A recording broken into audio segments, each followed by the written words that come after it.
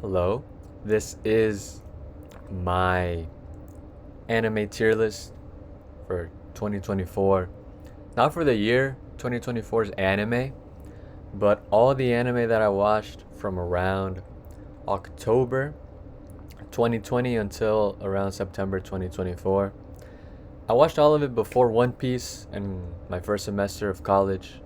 Uh, thank the Lord, college went well. I'm on break. Well, in a break. It's already the 16th. And I'm caught up to One Piece. So this is everything before I started really catching up to One Piece. It is all more or less in alphabetical order. There is a bit overlap with some like remakes or remastered versions or like the movie recaps because I feel like they were somewhat different enough to constitute an addition to the list. And well, it's pretty much everything I've watched. I did take out like the Naruto movies and the Dragon Ball and the Bleach movies and all their OVAs. Well, except the canon Dragon Ball movies. Excuse me. Because, well, they're canon. But those will be their own list, on their own separate list. But I think without further ado, that sounded pretty cool. I'm gonna start. 16-bit Sensation. This was very good. I watched this with my girlfriend around this time last year, and we both liked it. This girl goes back in time to make games with these guys, and it's pretty nice. They have good chemistry together. I think they end up together. There's like some sort of romance, but even if there isn't, like they still all get along pretty well. You can tell that they're a good group together. It's a good show. A tier. 3D Kanajo is kind of weird because it's not like the popular girl and like unpopular guy. It's more like very unpopular guy and very infamous girl. Like a lot of people know her, but because she's like known as a whore, not a very good thing.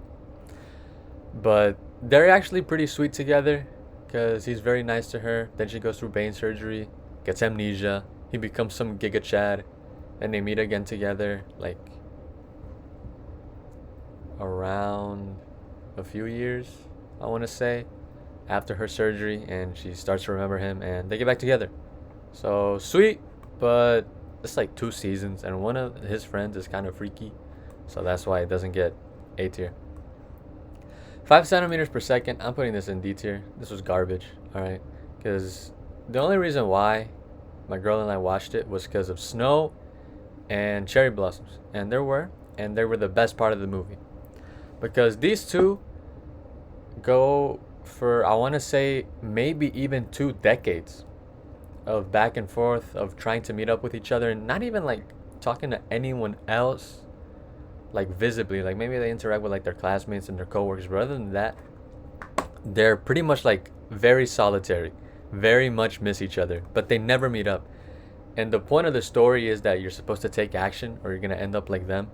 But why not have them take action so that you can actually see that happen and see that that's what you're supposed to do? At least in my opinion. Seven Deadly Sins, I'm gonna have to give us an F tier, dog. You know, because she's 16. I know he's not 16. Bon is around, he's of age, and so is his girlfriend, allegedly. But she definitely doesn't look like it, and that's why it's getting an F tier. Because I don't know why a lot of anime have this disgusting tendency of like making characters that look young, like they look like kids, but they're like, oh, actually, they're 3,000 years old because of their race. Then just make them look old. Don't make them some geezer, but at least make them look of age if they're actually 3,000 years old. Like she's like some like his girl that like keeps reincarnating, but she's still 16. Like I don't see how that makes it any better. You know, F tier. I can't condone it. Seven Seeds. I'm gonna give this. I'll give it a C tier. You know, it's good to pass the time. Like it was somewhat entertaining. It's kind of like a Netflix show. Well, this is a Netflix anime, But it's like your basic show, like somewhat of a mystery show, like they're exploring, I believe. I didn't pay much attention. It didn't really hook me that well. I was just sort of passively watching it.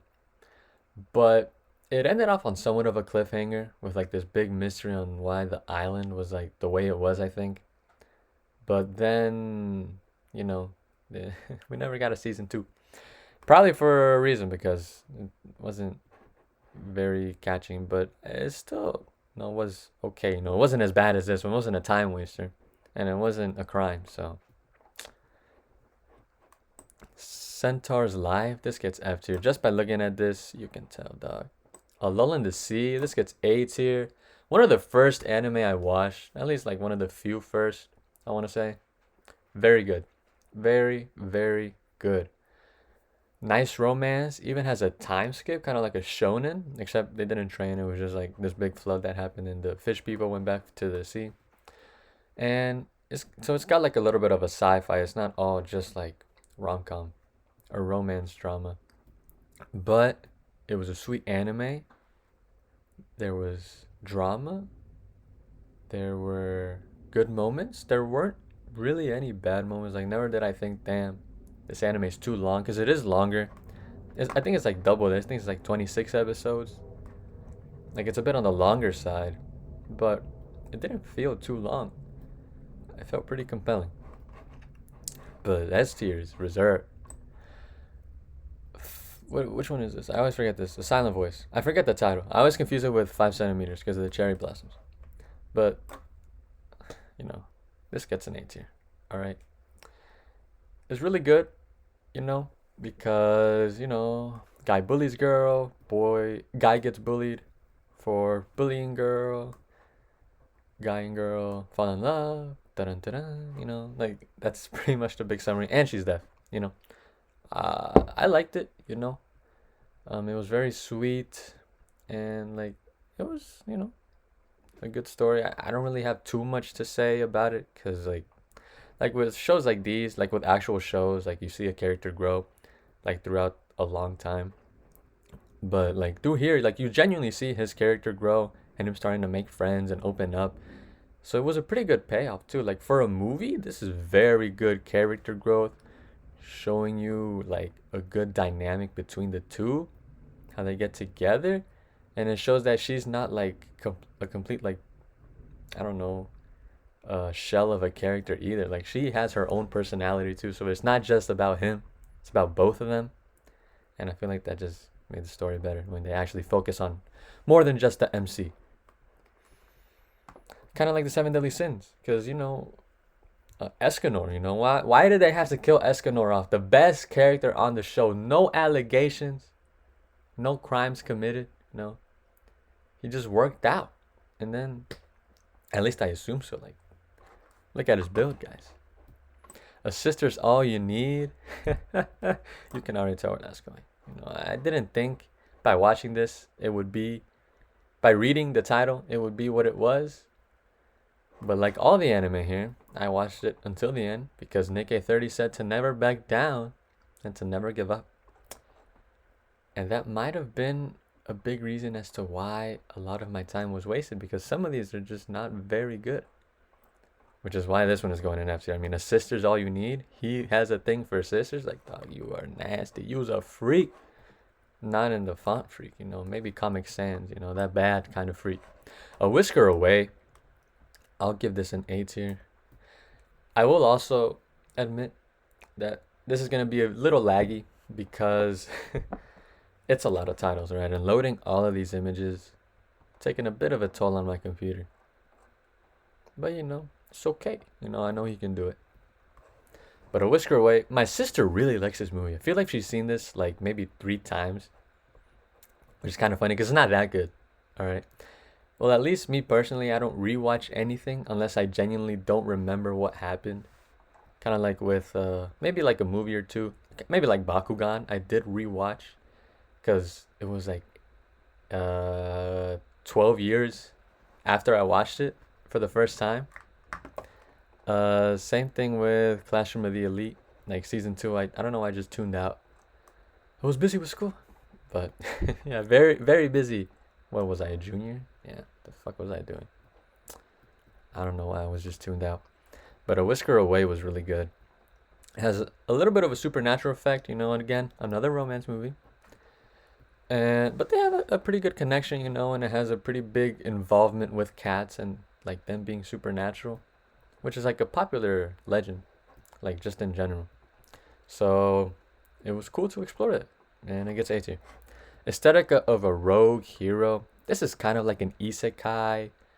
I think this guy's like very against the government. He's from like another realm or something, and he's combating the bad guys. It's kind of a lot of a storyline. Like it's very complicated when you think about isekais. Usually isekai is just a guy that's like reborn and he just like is really overpowered. And he's overpowered. And he's funny. So it does get B tier. You know, it has a good dynamic with, you know, the his love interest, I suppose. And the villains are pretty cool too. So and it has like a pretty good power system, but yeah, gets B tier. Now, I am gonna put this in F tier for now. And why I say for now is because this, to my knowledge, does not have a season 2. Because it came out fairly recently. But basically, this old guy, very sweet, no crimes done. This, like, high schooler is, like, infatuated by him. I don't know what she likes about him. Maybe it's the fact that he has a son. I don't know. But she really likes him. She wants him. And I find that kind of weird, like, that an anime is condoning this and pushing that kind of behavior. Obviously, they never do anything. Thank God. You know, that would have made this double F tier. But I feel like it would be good. Take notes. If she confesses her feelings to him and he rejects her and tells her that she has to look for someone her age, so piss off. You know, and credits roll. Absolute cinema, in my opinion. Agent Aika, this was kind of okay. I think they were just battling like this tyrannical government because they wanted weapons, and like she has like some sort of weapon on her and she can transform, you know, go Super Saiyan. But there was this girl that liked the admiral and they were siblings. So were they, did she really like him? I don't know, but it was kind of weird. I don't remember exactly, so to be safe, I'm putting it in F tier. Like there's no like major story. Okay, like nothing compelling happens here. Okay. Air Gear. The aesthetic of this reminds me of Sonic Riders, and it's very similar to it. It was a bit slow paced at times. Like sometimes they were stuck on the same scene and like in the same tournament for like multiple episodes. And for like a not a very long anime, it's kind of annoying, you know, because I feel like they could have done way more with the character. And they really like emphasized his love for like just climbing on top of stuff. You know, which is like okay, but like it was like a 2 or 3 episode thing, like right at the end of the show. I feel like it was a bit too much, and the show just felt like it ended abruptly.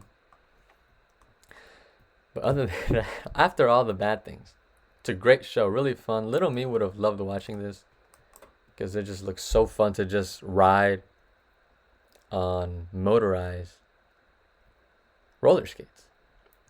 But 18 years of age now, this is terrifying. You know, I just go flying into a wall. Akame got killed.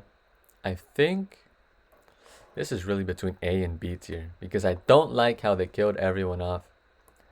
But at the same time, I like how it was different. You know, you weren't expecting that kind of ending. You know, you would have thought Takumi would have won. But then again, you know, Akame is the title, and Akame did survive. But I didn't think she'd be the only one.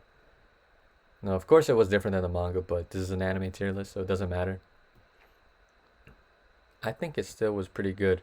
Like it was very interesting seeing this kind of anime that you would have never thought it would be that unpredictable of an ending. Akira, I'm gonna give it an A tier. You know, a lot of people give this an S tier, but me personally, you know, I'll give it an A tier just because I feel like there was a lot going on that I feel like did not need to go on. Like they had so many characters with the same powers that they were all experimenting on, like the like green people, and then like they all crashed. I don't even remember it that well because I don't know. Wasn't very monumental to me, but it was very cool with the motorcycle and the supernatural aspect of it. And, Akira was pretty chill,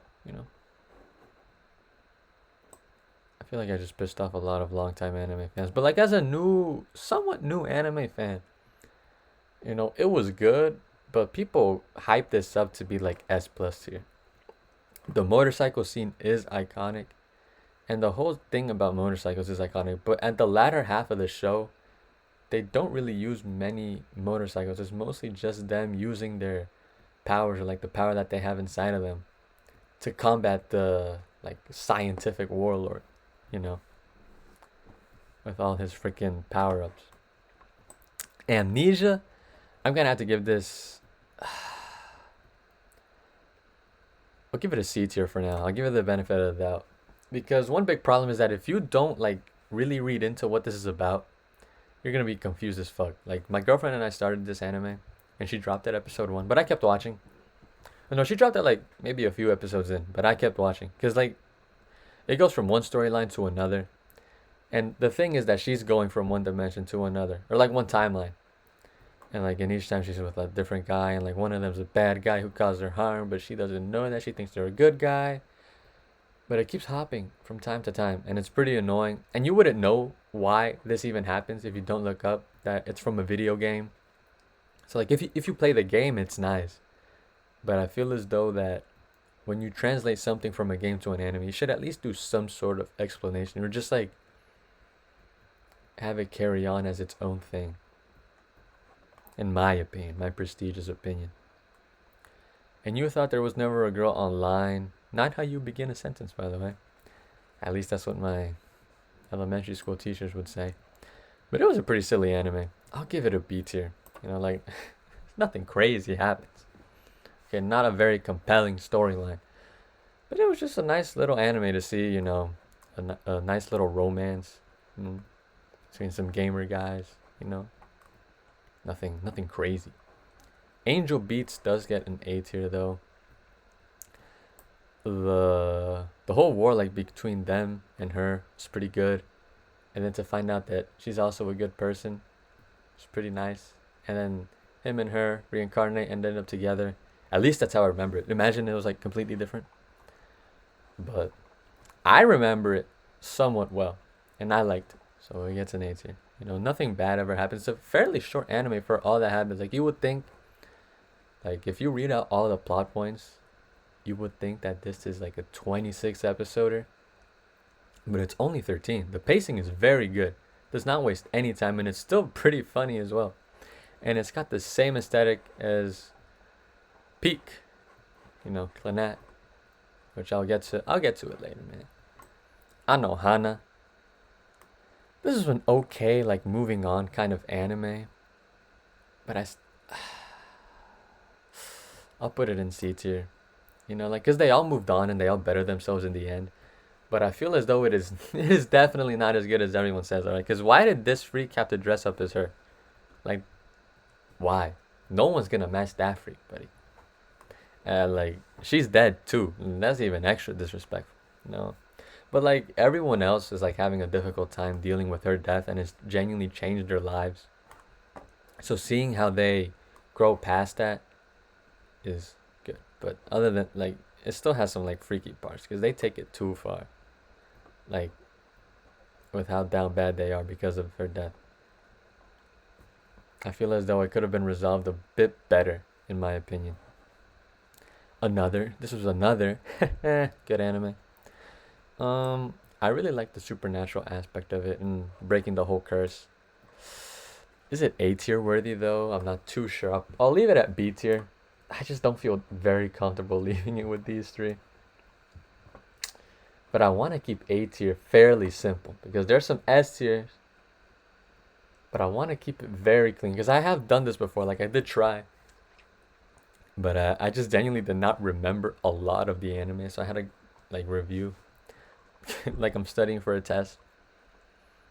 And yeah, hopefully now I get it a little better. Ao-chan can't study. This is just a silly anime where she has trouble studying. Like what more do I need to say? See it. Like Nothing crazy happens, but it's also like not very entertaining given the fact that I don't remember much of it. It's just like these people distract her and they have silly interactions. Like it's fun to pass the time, but it's nothing hilarious or like haha like aesthetic or you thought there was never growing line or Pretty Kanojo was more so dramatic. But these two were a bit sillier. As the moon, so beautiful. I just remember that this was sort of um a coming of age story between this friend group. And I think that's all I really need to say. I'll give it B tier. It was pretty good, you know, like it was a sweet story of them coming of age, but nothing too dramatic. Like every time I see this, I think of Orange, and Orange is a wonderful anime. Oh my goodness, my computer's not gonna. No, I'm not gonna go there. Leah. I'm not gonna go there. I'm sorry. I'm sorry. I'm sorry. But Orange is a very good anime, and I'll get to it soon. But just remember that that's gonna be an A tier. Let's see. A Sentence of a Bookworm. This goes in C tier because I do remember it because I did watch both seasons like back to back. But it wasn't very compelling. You know, it was just this girl likes to read. You know, and she gets really overpowered by learning to read. You know, I believe it is an isekai. Like she gets reborn into some fantastical world, and you know she just begins reading, and she just loves reading. She keeps seeking knowledge. But other than that, like as someone who doesn't like really like to read that much, clearly, you know, watch the manga. Hell nah, you tripping? Yeah, I definitely didn't. Assassination Classroom. This is an anime that I feel like is way too overhyped. Especially, okay, the art style is kind of hideous at times with the freaking thick ass lines that they do the characters in, and they look kind of chibi at the same time. There's not much detail. But art style aside, I feel like it wasn't very compelling. You know, like what was it, 2 seasons? And I still feel like, how the fuck did we get this from like a few government tests? And how is he like faster than a fighter jet? And the whole storyline doesn't make sense. Like they make him, you know, be some teacher, or like he decides to be a teacher just because. Then he like sacrifices himself. I think it was pretty good, but it, or no, they have them kill him. I think like that was their last um test. It was okay, but other than that, I feel like it wasn't very compelling. I think I'll put it in C tier. It's somewhat entertaining to pass the time. Like you'll get. Okay, maybe I'll put it in B tier because it was somewhat funny. You know, but other than that, it was not a very emotional story as many people say. Did not have me feeling anything. Or at least much. We got a HK, Yamada-kun's first time. This girl just wants to have sex with 100 guys, but then she meets Yamada-kun and they fall in love, you know, and she only gives it to him. But she, you know, it's like, what? No, I don't like him. Like, girl, you fucked him. Yes, you do. You're dating. What do you mean you don't like him? But it's funny. I'll give it a B tier. Very silly. Be the Beginning. This was just your average Netflix anime. Around 7C's level. Like, nothing crazy happened. It's just like, I believe, was it about the sword? I think that was pretty much it in this Walter White looking motherfucker. Backstreet Girls. I think I'll put this in D tier just because it was funny seeing their inner monologue. Because they're like Yakuza guys who transitioned into these like idols. But they were forced to transition by their Yakuza boss because they like fucked up this one job. Is this like, oh my gosh, this is the actual like live action. I thought this whole time I thought it was the anime cover. But it's the genuine cover. Shit. That doesn't matter. It's the same show. Alright, to my knowledge. Baki Hanma. Which one is Baki Hanma? I think this is Baki Hanma. And this is Baki. Baki gets a B tier. And so does Baki Hanma. Because it's very entertaining to see Baki like better himself. But like some of his training is outrageous, right? Like he just hallucinates that he's fighting this like big ass cricket. Kind of like the terraformers with the giant insects being overpowered.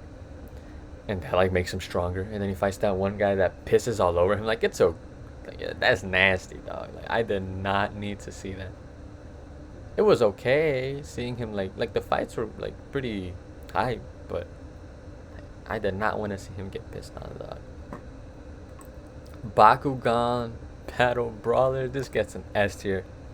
Yes, it's a bit based off of my nostalgia, nostalgia bias, but also it's just a very entertaining show. Like a lot of people criticize it because in the further seasons, it feels like maybe a little bit repetitive, but they introduce enough variance and distinctions between each new season that it remains entertaining. A lot of people try to say that it's a cash grab to get kids to buy into the toys, but you can say that about almost anything like Naruto, One Piece, Bleach, and Dragon Ball. Like the big ones, obviously, because they make the toys, the figures, like Super Saiyan Blue, Super Saiyan God, and like Gear 1, 2, 3, 4, and 5. Well, obviously Gear 1 is just like his base state, but you know what I mean. And like Naruto with all his QB transformations. So every show is going to try and sell something, but it also tries to have its own new thing every time, because you can't just have the character looking the same without any visual distinction and expect the reader or viewer to be really engaged by seeing the same thing over and over again. Banished from the Hero's Party. This was pretty good. Oh yeah, so he started a new life. This was very good. I really liked this. This was maybe an A tier isekai? Maybe. I'll leave it at A tier for now. I really liked it because it had more than what your typical isekai has. Because your usual isekai is just fan service pretty much. And like a few mild jokes. But this one I felt like it was much more fun. He had a compelling story with him and his past. And yes, he was a bit overpowered, but it didn't take away from the entertainment of the show. Bastard. This is D tier. Like, this was so boring. And seeing these, like, big ass, like, villains, I guess, it was just kind of lame. Like, this does not show power. It's just big, strong. Like, what the fuck? Battle game 5 seconds. I believe this was, like, literally as the show says, like, they just would have battle games in 5 seconds,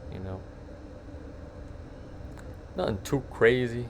I'll give it a B tier just because it's a bit higher quality than your C tier anime, and it doesn't drag on, but it isn't as memorable as the rest of these. So maybe it would go in C tier, actually. My fault. Sorry, battle game, but you're going in C tier.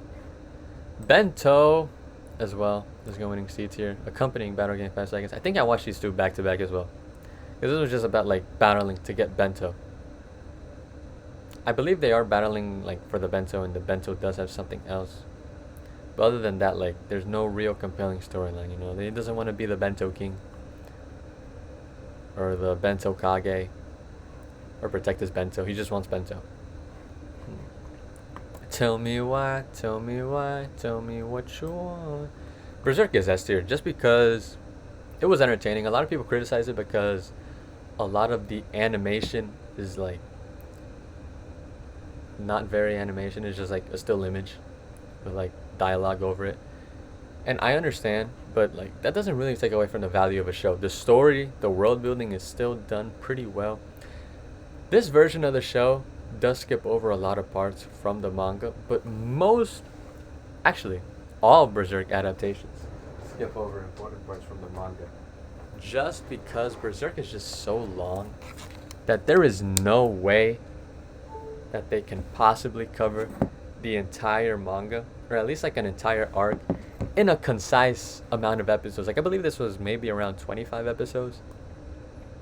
And the last few, the Eclipse, like I didn't know anything about Berserk. I just knew that it was like a popular show or popular manga. So once I saw it, I was genuinely flabbergasted by the Eclipse and everything that happened after. And the realization that the first episode was the aftermath of the Eclipse and how Guts is now. So that was pretty lit. Not lit as to what happened, but like it was a good story. and I'm excited to see how the team handles it now. Not excited to see how they do it without Kentaro Miura, but like I'm excited to see the story continue, and I hope that they do it well. Okay, this is the 2016 version. For some reason, the very last scene of both seasons of this show, awesome animation. But the rest of it is disgusting CGI. I really don't like CGI in anime just because it's so lazy. And also because it just genuinely looks bad. And also, it skips a lot. Like, this is, I think it's pretty good paced. You know, it does skip a few things, like with Wyad, or Wild, I think is his name. But overall, it keeps the story pretty much the same. You know, Wild is mainly just there to show off the opponents that we're gonna see in the future. But I feel like this just skips over so much, and both seasons are like really far apart too in the timeline. Like, yes, it is Berserk, and it was still pretty entertaining to watch. So I will add it to B tier just because of that bias, just because it is Berserk. But if you watch this like without watching this prior, or without any knowledge of Berserk, you'll be a little confused. And that's why I'll put it in B for Berserk, just because I don't really want to hit on it too much. Because I like Berserk. Same thing with the remake movies, like the 3 remake movies. Like, it was okay. Once again, it's the Golden Age arc. But it uses so much CGI that I'm putting it in C tier. Because it was genuinely just a drag to watch this when they literally remade this with way less CGI. Like, this was like an episodic version of it. And this goes, I'll put it in A tier just because, yes, it is another remake of the Golden Age arc, but it's an actual good version. Well animated, good pacing as well. Manages to do what this does in less episodes. Yes, this is much more entertaining because this is mostly just focusing on like getting those big points, like dotting off the list, checking off the list. But it still manages to do it in a way that satisfies me. Berserker of Gluttony is an A tier isekai. Right, the power system where basically they all have skills and his skill is gluttony, so he needs to like acquire more skill points. And his sword is greed, so it wants him to gather more skill points. It's very compelling. I keep using compelling. I don't really know what it means, but I think it sounds good. Also, this girl saves him because he was being maltreated before he found out what his skill actually was. He just thought he was hungry all the time. And then it leads into the second season, at least what I believe the second season will be about, which is him eventually saving her because they're planning to kill her for being nice to him. Now, this is where I will take, oh dear, a bit of a break because I need to see what this anime was about, dog. I don't remember what that was about.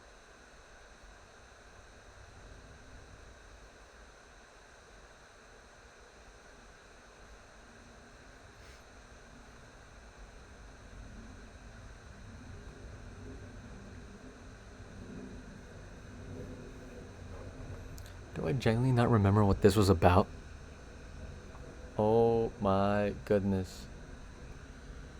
What is this anime?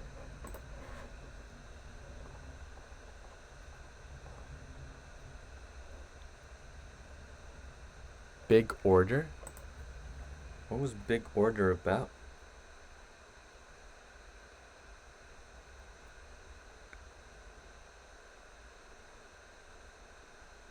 Oh, it was that one where like he caused that massive like freaking destruction in his country, and everyone's like really hating on him, and he doesn't even know about it. But then he has the power to control others. But I did forget what it was about, so it obviously was not very compelling.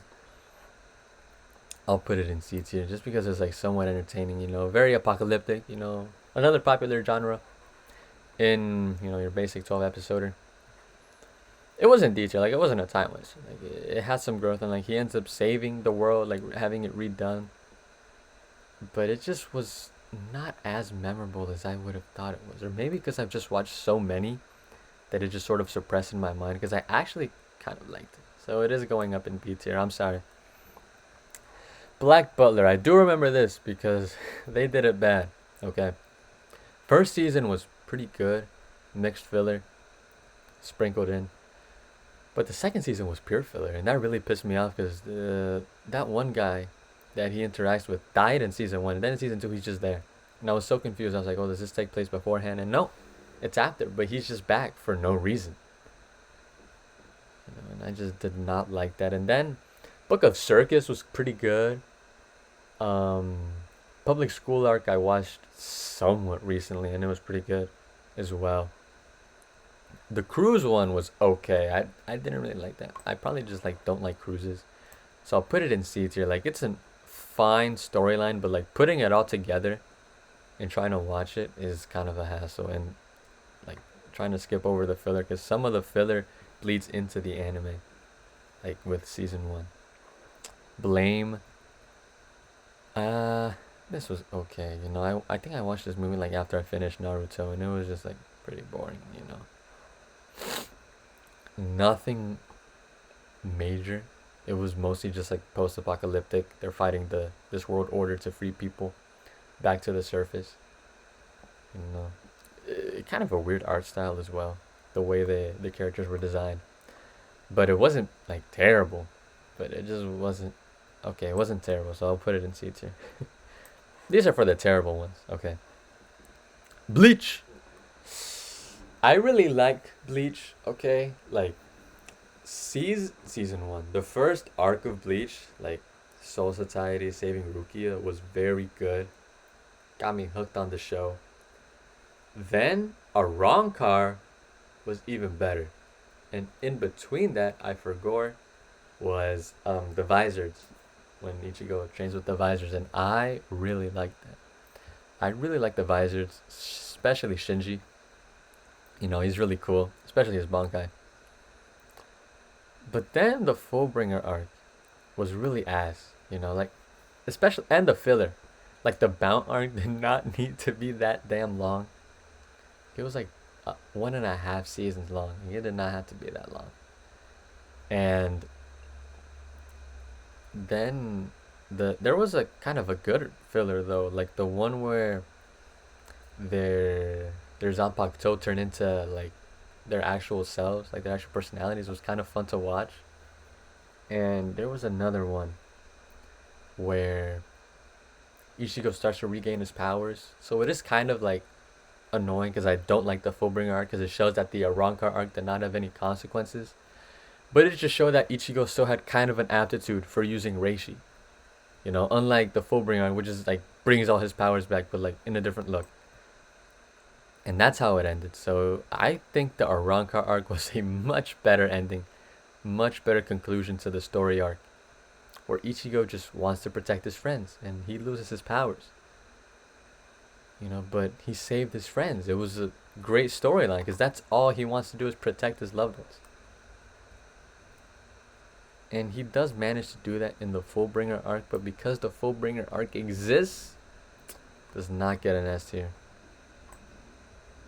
As well as the Bound arc, that was annoying as fuck. Now, I am putting 1,000-Year Blood War also in A tier, not S tier, because it has a lot of anime original scenes that I was talking about this with my friend. Like, why the hell did Renji have to face Uryu? And I think Ichigo also faced Uryu, and apparently the point was for him, like, not apparently, like he did in the anime, but I don't remember it in the manga because I read the whole manga. But there were just some parts that I like didn't remember, and like we're there in like the Soul King's palace, like it took so much longer than it did in the manga, and it's because they just included anime only scenes, to show how powerful the characters are, but they still lost in the end. So I don't know why, like, the author's going out of his way to add more detail to them to hype them up more. when they fucking lost. You know, if he really wanted to do that, he should have just done that from the beginning. It had some of them win and some of them lose. You know, whichever ones that he wanted. And Yuhabak has so many ass pulls. Like um Yamamoto almost like beats him, right? Ah no, it was the guy who can shapeshift. And then like they almost beat him again, but no, you know, he just regained all his power, you know, or like his vision. Like that was such an ass pull. It's still hype to see Ichigo and them all fight the Quincy, especially Basby. Basby is my favorite, you know, especially his mohawk. And like it still has the same, you know, aura as Bleach, you know, like it's still a great show about fighting evil spiritual bad guys, you know, with a cool sword. And Ichigo having two Zanpakuto and the whole storyline with it actually being Yuabak is actually pretty good. You know, like it does have your typical shonen, you know, wow, MC is really overpowered now. And you know, like Naruto is the reincarnation of who was it? Ashura and Luffy is the reincarnation of Joy Boy, you know. If you're not caught up, then my fault, OG. Blue Exorcist, I'm also giving a C tier, okay, because it was really entertaining in the first season. Then it started like the demonic invasion, and then second season was just like all over the place. It generally started feeling like some half-assed like slice of life, Demon King anime, and that was just really boring, man. Blue Lock is getting a B for Blue Lock because although it is good, I feel like the pacing is really weird in this anime because a lot of it is just showing them catching the ball with their feet, you know, and it's not even done well because their legs are in CGI, so it's just hideous, you know, and there's not much animation that happens. Like it's mostly just still images. I feel like they could have animated them a lot better, especially like with their hair moving in the wind as they run, you know, like it could have been done much better, like Kuriko's basketball, which is it's somewhere around here. But Kuriko's basketball did it way better than Blue Lock, and there was like a whole like few years, like a lot of years before Blue Lock even came out. Maybe like a decade before. No, not that long, but it came out pretty significant before that. Blue Period, this one's okay, you know, like it's somewhat entertaining seeing him like be an artist, but like other than that, like there's nothing big that happens, you know. There's still no season 2, so we don't know really what happens. Another Netflix anime. Make of that what you will. At least I think it was. I watched it on Netflix. But yeah, it's not very good, you know. Not as much of a storyline as these, and certainly not as much as these. Bo bo bo bo bo bo bo. This is very goofy. Again, it's getting B for Bo bo bo. Especially Jelly Jiggler.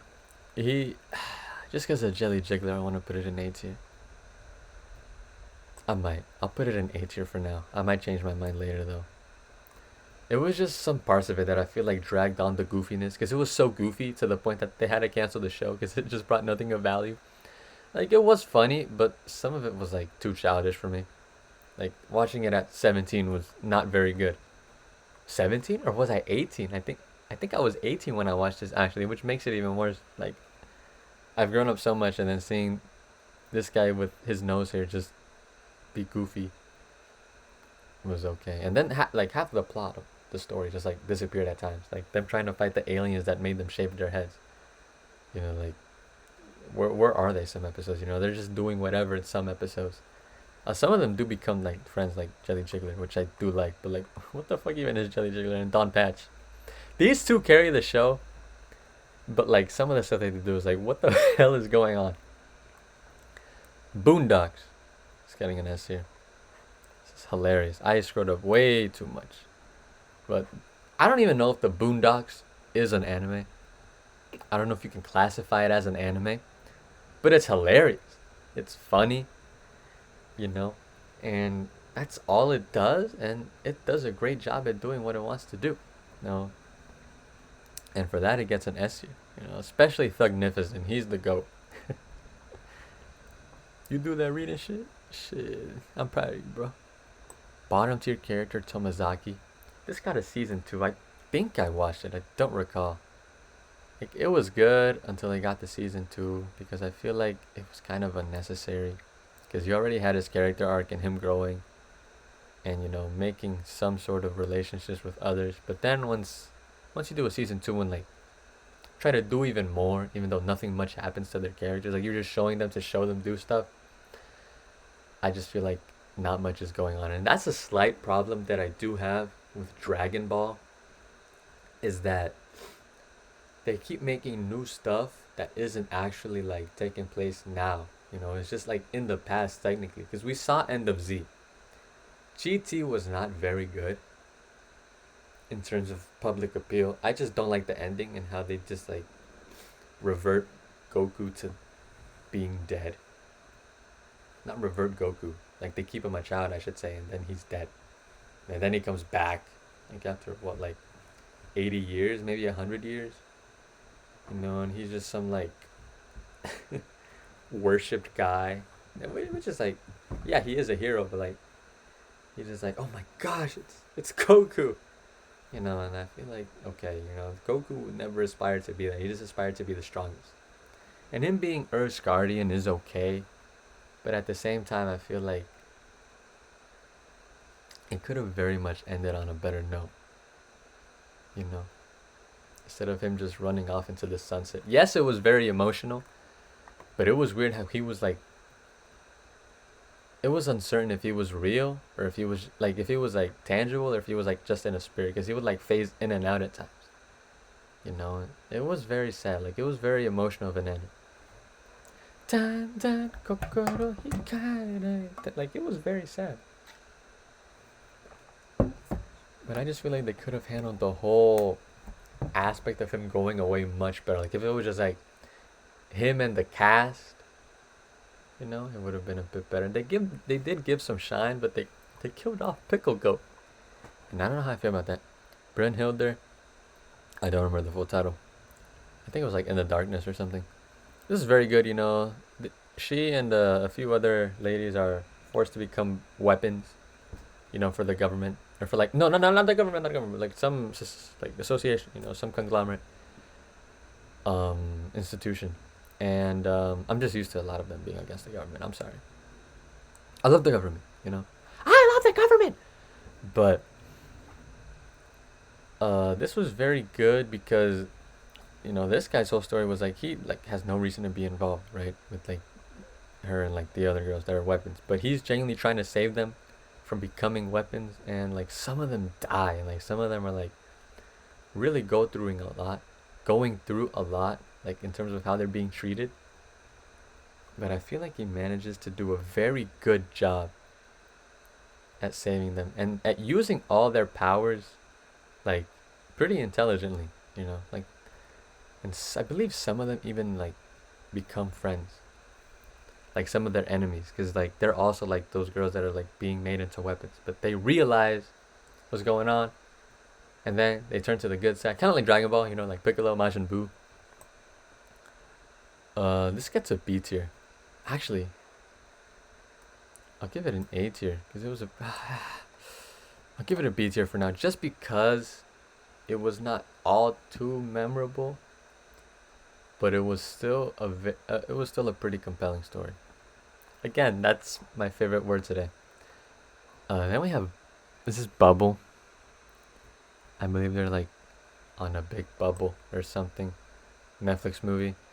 Weirdness in Siege, like it's okay to pass the time. I don't even think my sister would like this, It's definitely not as good as A Whisker Away. But it's just like, okay, not much of a character arc or story arc happens between the characters other than them like accepting their society and like trying to better it, which is okay. But that's just like such a predictable storyline, and predictable actions happen throughout, Bungo Stray Dogs. This is a very mixed anime that I will put in B tier, because I feel like a lot of the show does not need to be in the show sometimes. Like they do a lot of antics that I feel that they do not need to be in.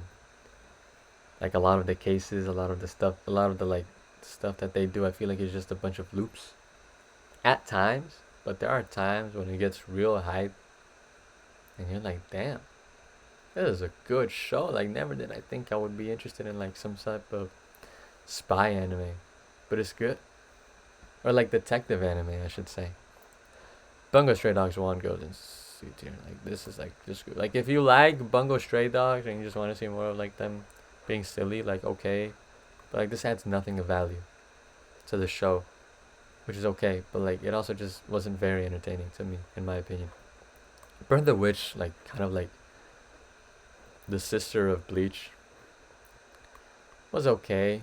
Like, it was just a one shot, you know. But like, Soul Society being like something way bigger than it actually is. Like, yeah, this takes place in England, but like the fact that it has something to do with England, it's like the West Branch, I think, of Soul Society, is like kind of strange, you know. Because why is England the West? You know, wouldn't America be the West?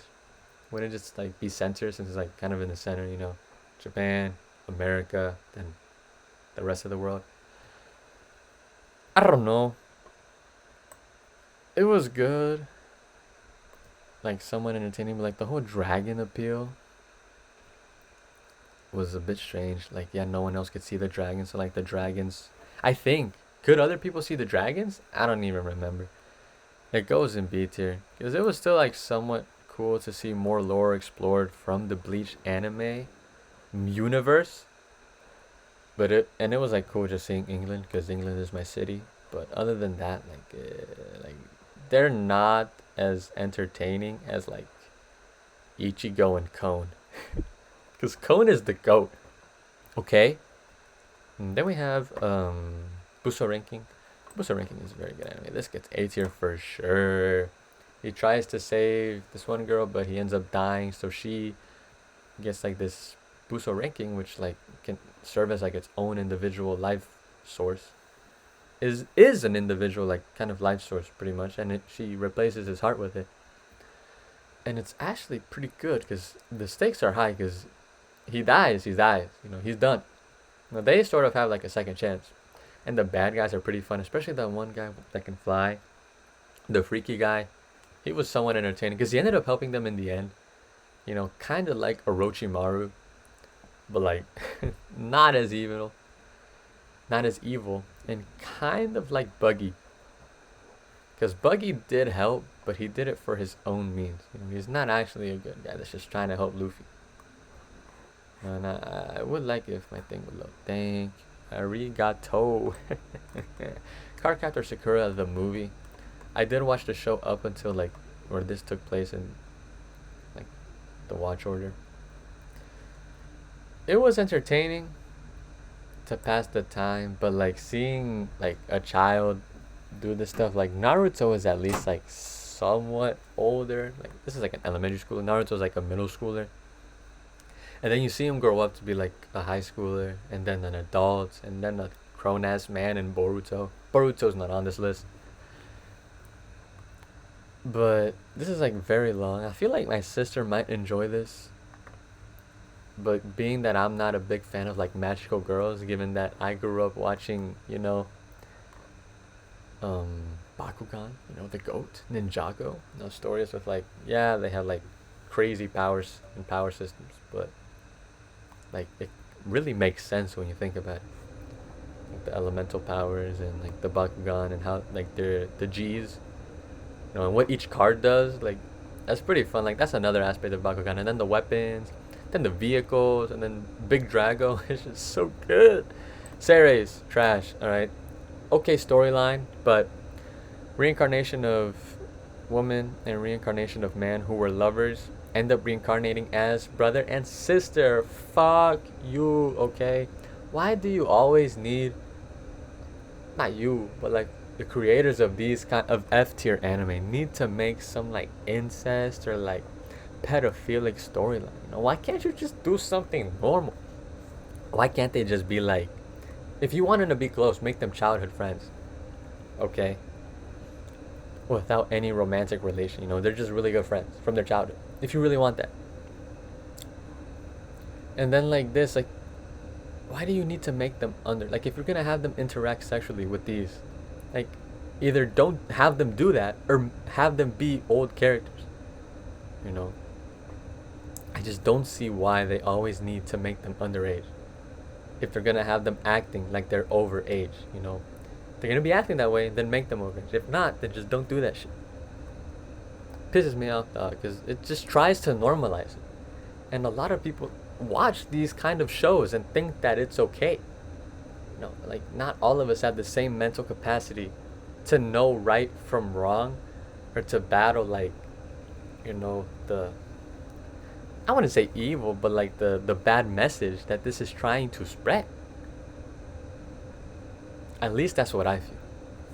Because some anime carry good messages, like Ichigo, protect your friends, become strong and protect your loved ones. Bobobo, be silly, be funny, but get the job done. Even a silent voice, like, you fucked up, like, like, you're not really liked, but, just because you hit rock bottom doesn't mean you can't climb back up, And he does climb up. And he helps her life as well. He makes her happy. Not only is he bettered himself, but he has bettered somebody else. Why can't they make good storylines like this? Like, it doesn't all have to be like the same. You can add some fantasy element. You can add some silly elements. You don't have to make it as serious as some of these. But most of all, you don't have to make, and you should not make, incest a part of your anime. You should not make damn near bestiality a part of your anime.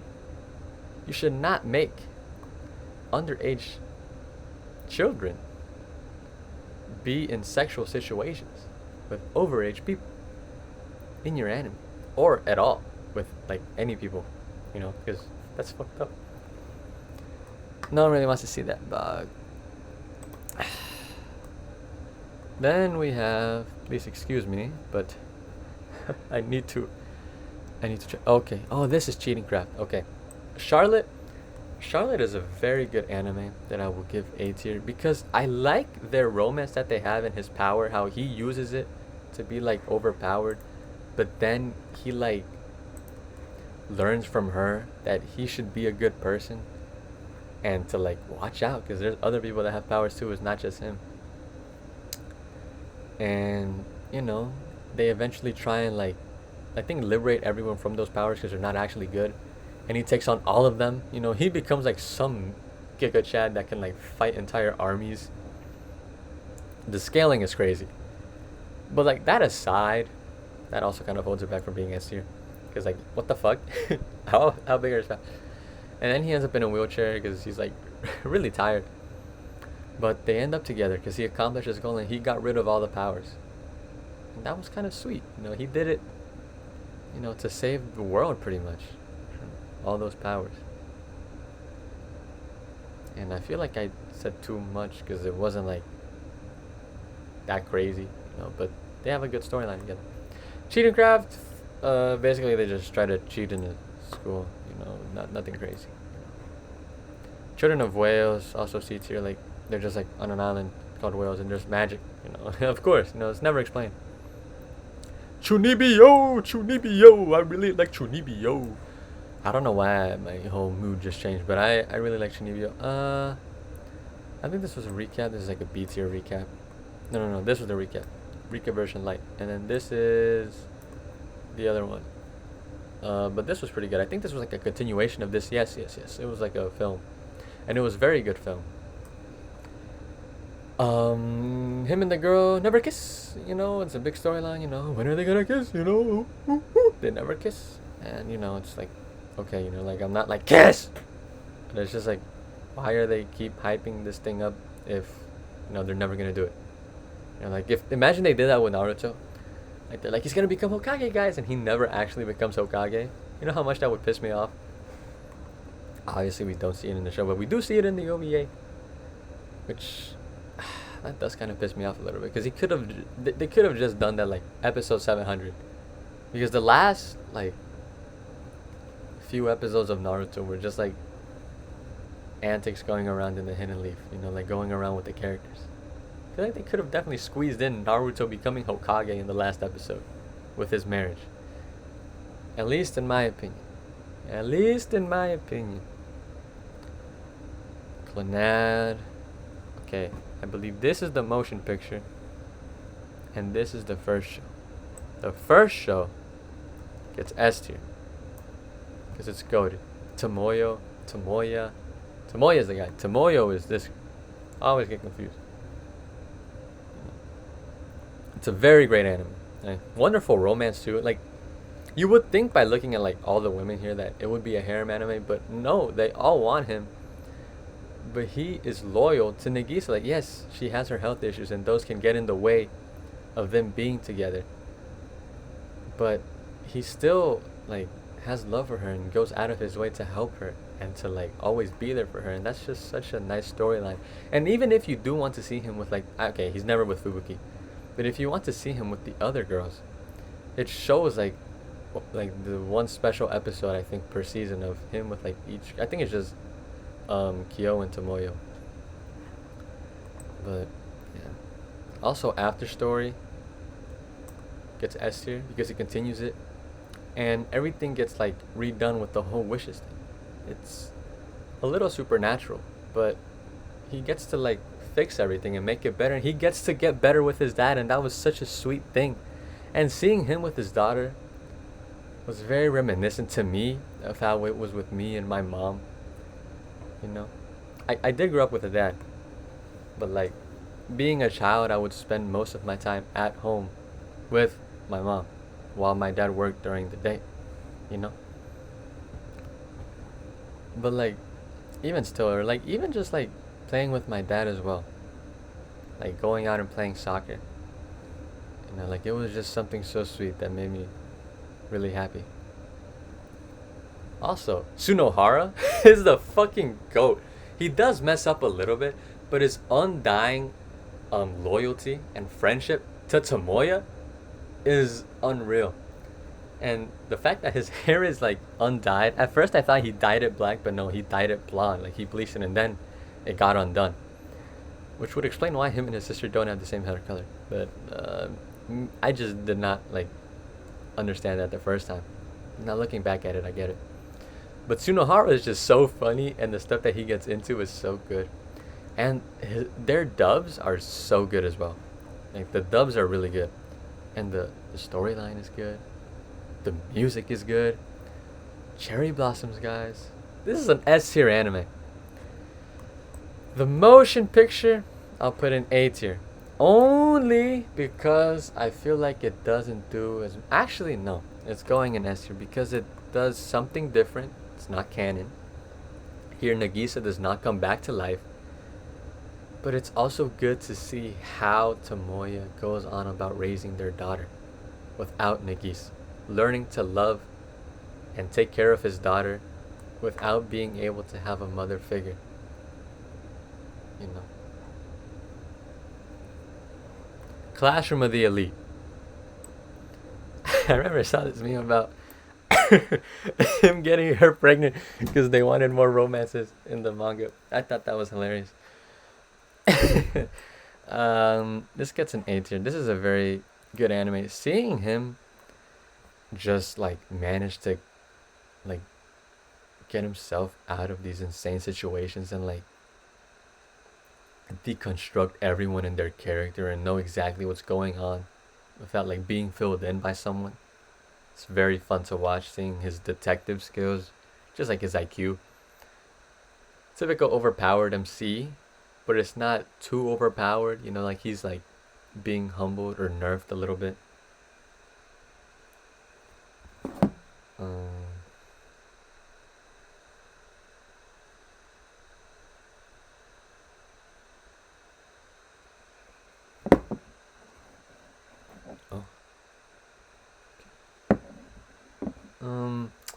Also, like the fact that they do try to have like a romance between these two, but I do like how that's not the focus of the show. The focus of the show is them trying to get to Class A and dominate the school, and how they keep changing the well, they just changed, I should say, the student council, and how they're very much against him.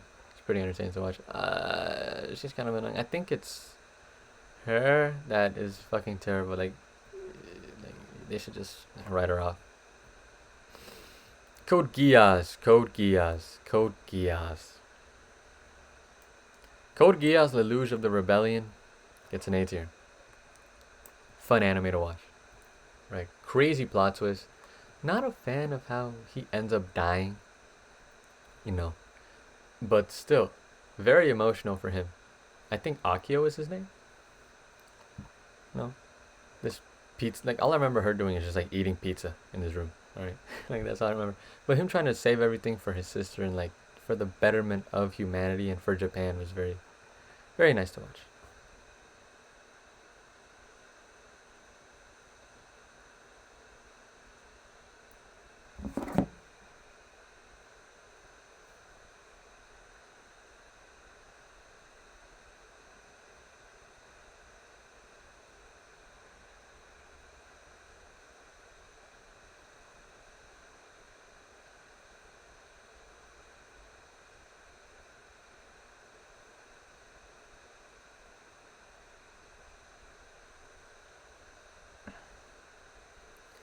Okay, Code. This was like kind of a continuation, where this guy also had a Gias.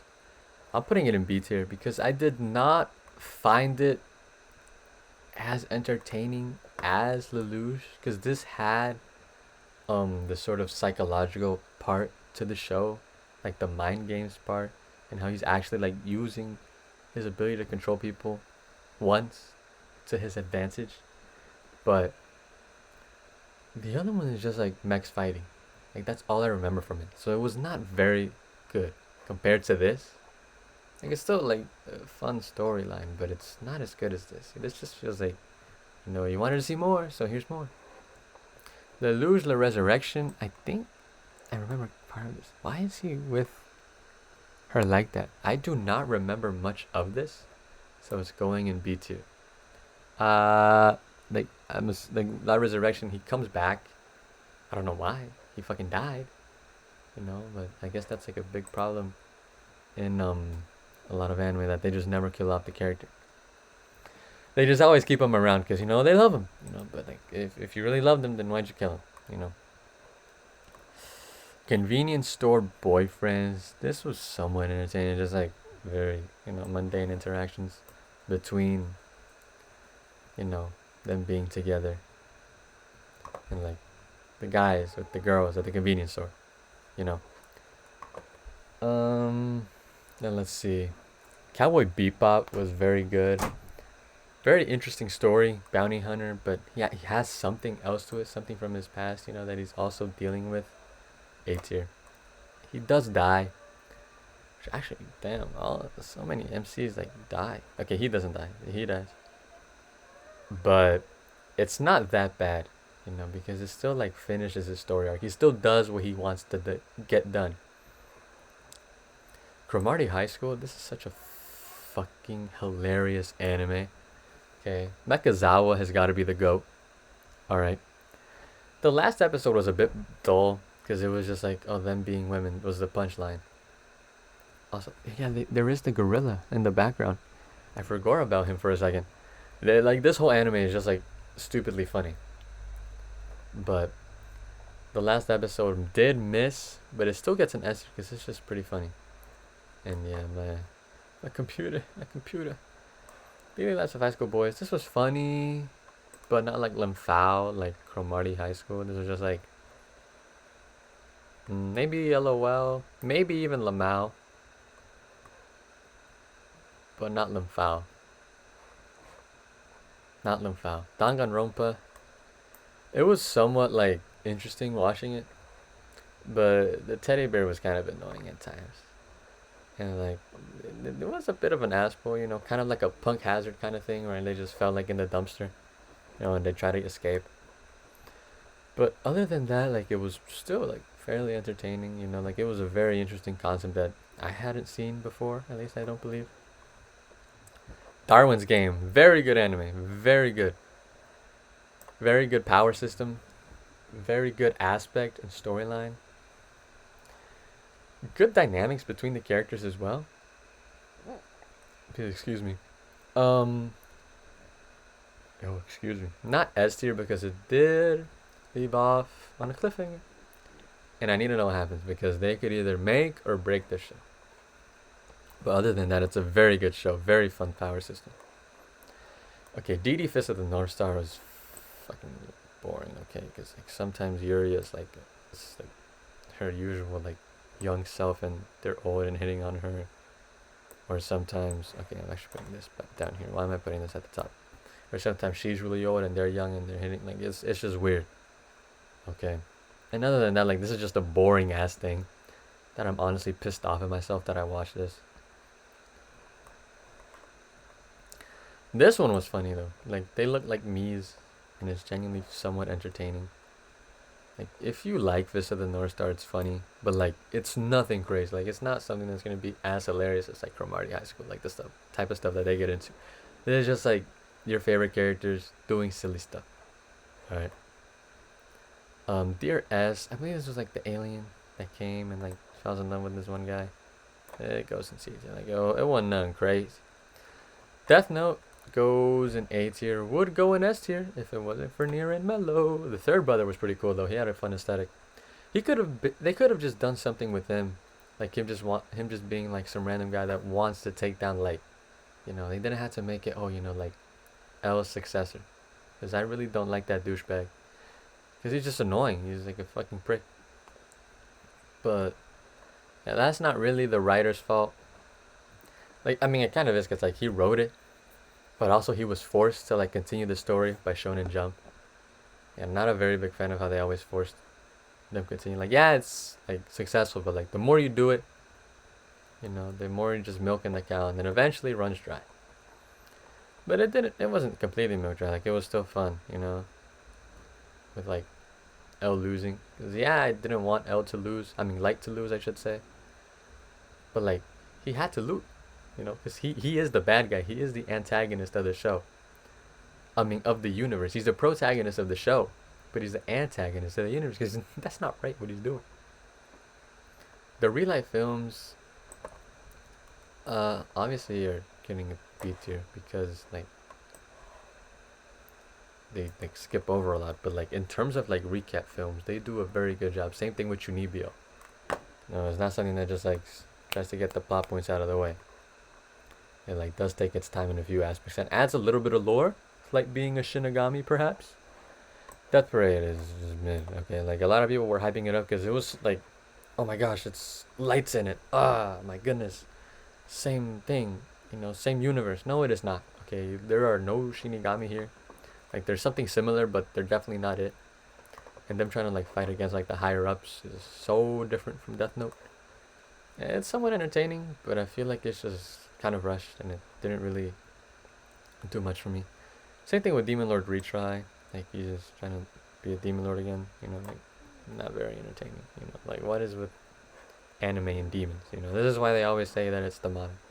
Speaking of demons, Demon Slayer is actually pretty good. Okay. People say the animation carries, and yeah, the animation is really good, but the story is still somewhat nice. You know, seeing Tanjiro learn about his ancestry, and eventually like overpowering like the bad guys, and it's not always him either. Like the other Hashira do a very good job as well. Devil May Cry, I'll put in B tier because it's a fairly good adaptation. But like, if you don't know anything about Devil May Cry, you're just gonna be watching just some random. It's gonna feel like you're just a little kid tuning into a show. That's cool, but like you don't know what's going on. But you're just watching because it looks cool. Devil May Cry Baby goes in C tier. Like it was okay. The ending definitely like tripped me up. But like I had a friend that was like, "Dude, this is such a good anime." Then I watched it. No, I had watched it and he was telling me that he really liked it. And I thought, really? I remember that show being ass. Especially like the art style looks so flat and ugly. It was interesting how the bad guy was actually, you know, disguised as a good guy the whole time, which is true with demons. You know, like they disguise themselves as good to, you know, try and lure you in, you know, to be tempted. Whereas like angels, you know, like some say that they look scary, you know, and they always say don't be afraid because, you know, they to intimidate demons, you know. They may appear scary to intimidate demons, you know, but they'll keep you safe, you know.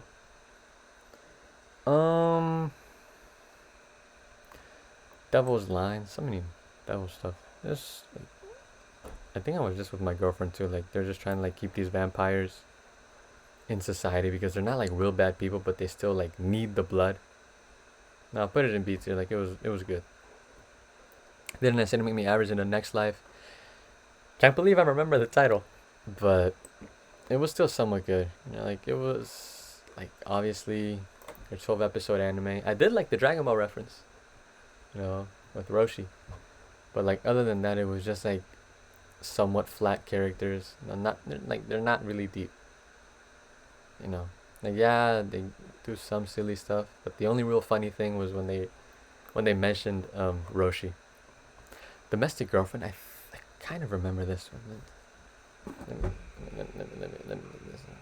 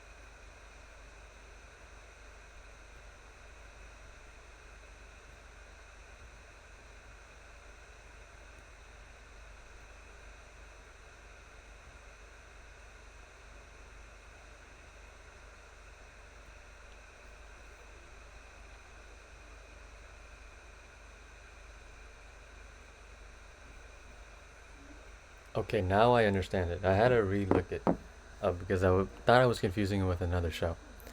But yeah, he likes his teacher, but then like he ends up having this girl over and they do it.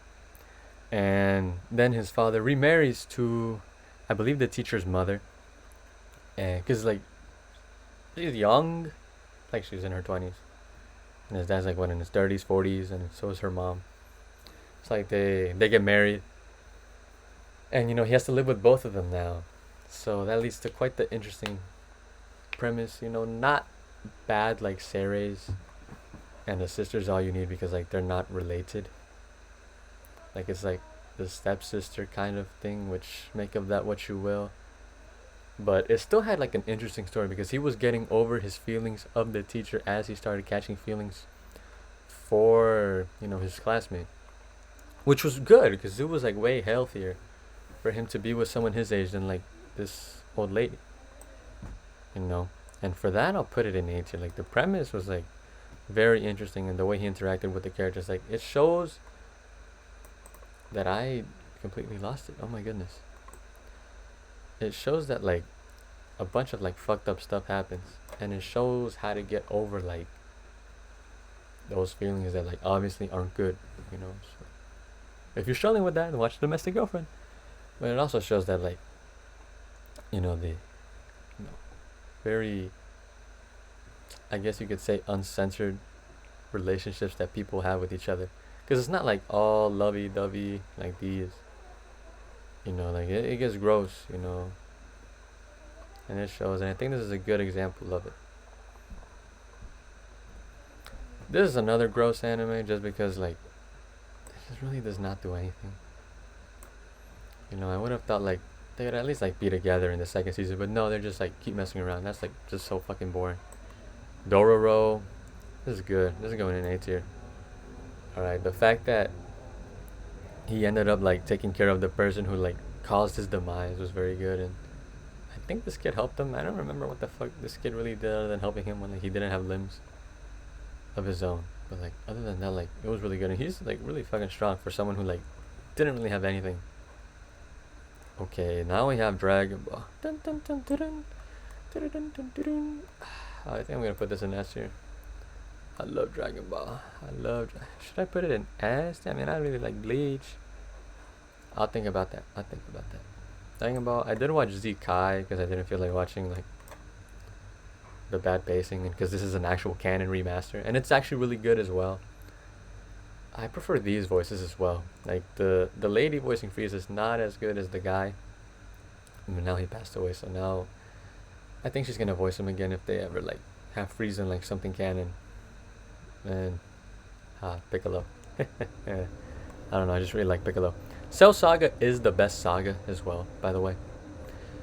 Now Dragon Ball Super, I think I will have to put this in A tier, just because I feel like even though the stakes have risen, actually, what am I talking about? I'm just like hopping on the bandwagon. Dragon Ball Super is goated. Okay, like Ultra Instinct is such a somewhat new premise. You know, like we saw Luffy do it against Eneru, but it's not the same. You know, that he was just being a dumbass. You know, not using his head. You know, so they couldn't detect his mantra. But here, you know, it's actually a power. You know, it's peak defense, and you can even use it for offense too. And seeing how big, like how much it expands the Dragon Ball universe into a multiverse from Z is pretty good. It breaks a little bit of the power scaling, but to be fair, Majin Buu already kind of did that, so it's not like that bad. You know, it has a really like good arc. Like the Goku Black arc is so good. Goku Black and Zamasu are such good characters and well written characters too. Like how bad corruption can get, and how anyone in power can use corruption to the point where they can like destroy a whole timeline. You know, obviously in our world, that won't happen, but like they can do it, and it was insane. Okay. Okay, Resurrection F. I was not a fan of the CG, so it goes in A tier. I did like the freeze. Now I did watch the movies instead of the arcs in the show because they are better paced.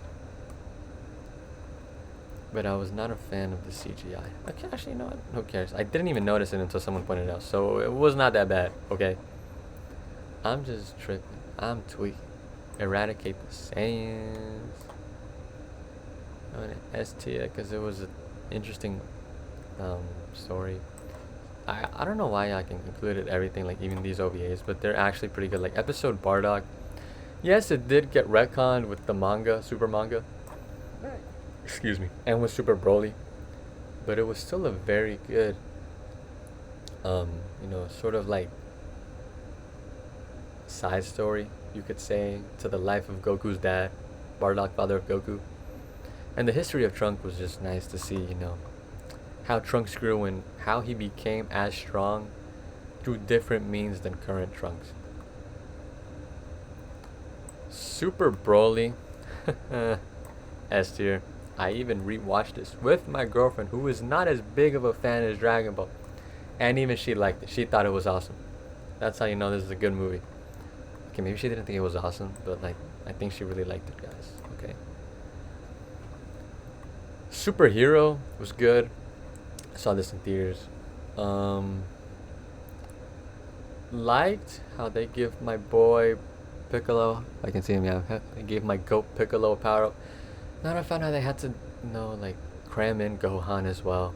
Like they could have just had Gohan train and master like the god forms. I would have been content. And like mix it with his mystic form or beast form, I think it's called. No, beast is the new one. Mystic is. I don't think he actually can though. I'm not too well versed with the power scaling when it comes to Gohan. And I will put GT up here too because it was very good in handling Baby Super Saiyan 4. I did not really like how like some stuff was canon and some stuff wasn't. But like if you're a genuine fan of the show, you're gonna enjoy Dragon Ball GT. It's a bit whimsical, but so is Daima. Daima is good because it gives shine to other characters such as Vegeta. You know, it's not just a Goku show. Yeah, Trunks is in here as well and Pan, but I feel like they don't really give them much of a spotlight other than like doing silly missions.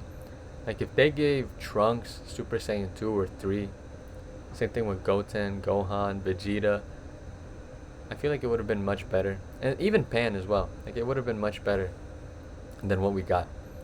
But Dragon Ball Daima does do it better because like it gives, you know, Goku some time to shine, and he even has his intellect like when he fought the third Tamagami. As well as Vegeta. You know, and it does the world building of something that like most of us like actually were curious about, and that was the demon realm. Because like what the fuck is Adabra? What is Majin Buu? Where does he come from? Daima is not on this list. This really makes me want to move these up to S tier, and you know what? I will, because these are just very iconic shows to me. I genuinely like Bleach and the whole sword fighting thing. Bankai. You know, like that's such a fun thing. You know, and seeing the differences in their powers. You know, like Orihime is just like very interesting. I generally don't remember what her power like comes from, what it stems from. Uryu Quincy, if you read the manga, you know what happens, and it's good. Actually, the latest episode shows him actually helping out the main cast and the good guys. Chad is a Chad, and he's Hispanic, so that's my blood right there. Cone is gotta be the goat, alright. He genuinely helped out in the 1,000-Year Blood War. He's very silly, like in the first part of the show and like the manga. But in the 1,000-Year Blood War, he actually does a good amount of defending and helping out the main crew. And Rukia, her ice power is really cool. How it is overpowered, but at a cost because it almost kills her. I think that's really good. They have overpowered characters with actual consequences, like Dangai Ichigo, how he used up all his power, but like he used up all his power, kind of like Gon when he used up all his Nen. Dragon Half, like this was kind of like it was just like, is this a romance? I'm sorry, I don't remember. This was 2 episodes. Okay, like it was just like a little short. Roland Fairy was pretty good. Nice little romance. Had a little bit of a drama with the royals, the nobles. None too crazy though, none too crazy. Eden Zero, this was mid. Like this was just boring. Like you can just control gravity, and that's all I remember. I remember they released a season 2, but it was boring. All right, I didn't like it.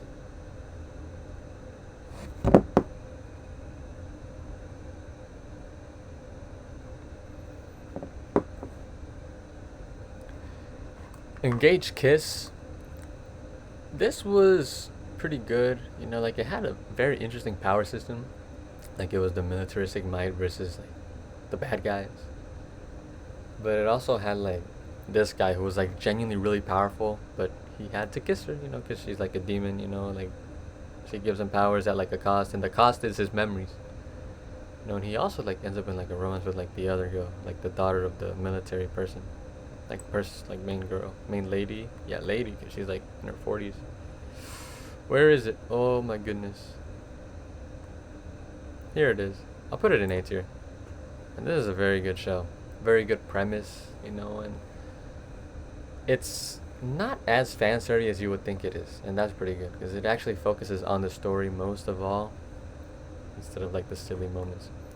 Erased, I think this is an S tier as well, because Erased most certainly is not erased from my memory. I watched those 11 episodes quickly. That was kind of cringe. My fault. But a lot of people get mad because they didn't end up together. But like, she was under no obligation to be with him, as like a payback for him saving her, you know.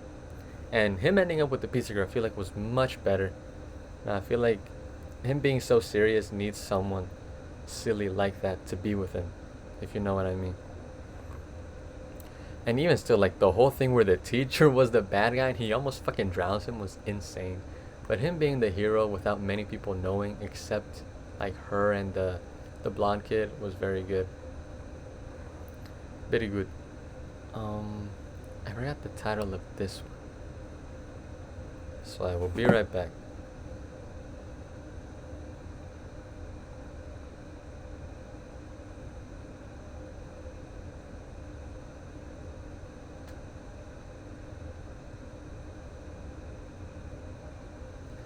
Expelled from Paradise.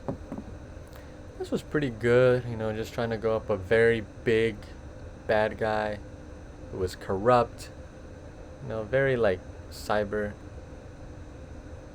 kind of power system, as you can tell by like her suits and this guy. I believe one of them like kind of lost their memories or something. No, no, no, no, no. I'm thinking of another show. But like they do have like some sort of like connection, and it is somewhat entertaining. But it is not like too crazy. Like it is somewhat predictable. The Fate series, okay, this one goes in B tier because they actually have like a good connection and the fights are pretty good, and you can somewhat understand the story. But like, I believe this is Fate, so I think it's like Fate Stay Encore. This was okay, you know, like still somewhat the same premise, but this was like much more militaristic in the sense that it was like in some secret base, you know. Fire Force does get an A tier though, especially when they mention that this is a prequel to Soul Eater. Woof, I got so excited because I love Soul Eater. Spoiler alert, it will not get S tier because of the ending. Very disappointing ending compared to how good the show was. But other than that, very good. And Fire Force, Devil's Footprint, I forget his name, and the smoker guy. Amazing characters, you know. Both of which are actually not both, almost all of them are really well written, and I think the guy with the sword, the blonde guy, ends up being like the priest in Soul Eater. At least they look alike and seem to have same or similar combat to each other. So I don't know. That's all I'm saying. You know, I did like Soul Eater a lot, so it definitely helps that that's the prequel. Fireworks is going in C tier. Like it was like an okay kind of like slice of life story of it. Always has to do with something with time, like time travel, and it just kind of pissed me off. And fireworks, because you know they want to get together and see the fireworks. First Squad. This is like a World War II kind of anime. It's like a movie. It's like okay to pass the time, but the story is nothing crazy that really makes you want to keep watching. But I'm gonna put it up in B tier because it was actually kind of entertaining how the old guy helped them in the story. So yeah, I do have this twice. I just remembered because I thought that the image type wouldn't work for the cover, so I looked up another one just in case. And the same thing with this one. Like this one is like right at the end here too as well. Wait, what is this one? Oh, I remember this one. Okay, we still have a bit of a ways to go, but how long are we in? Only an hour and a half in. Okay, this is the last time I'm recording this. I will make some edits maybe because I had to look up what some of them were because I forgot, or to just make sure that I'm talking about the right thing. Hige Hero.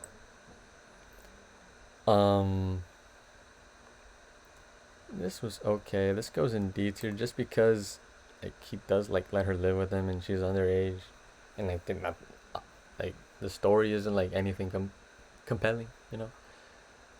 They don't do anything, at least not to my knowledge. But you know what? Just to be safe, I'm gonna put it in F tier. Let me look at it.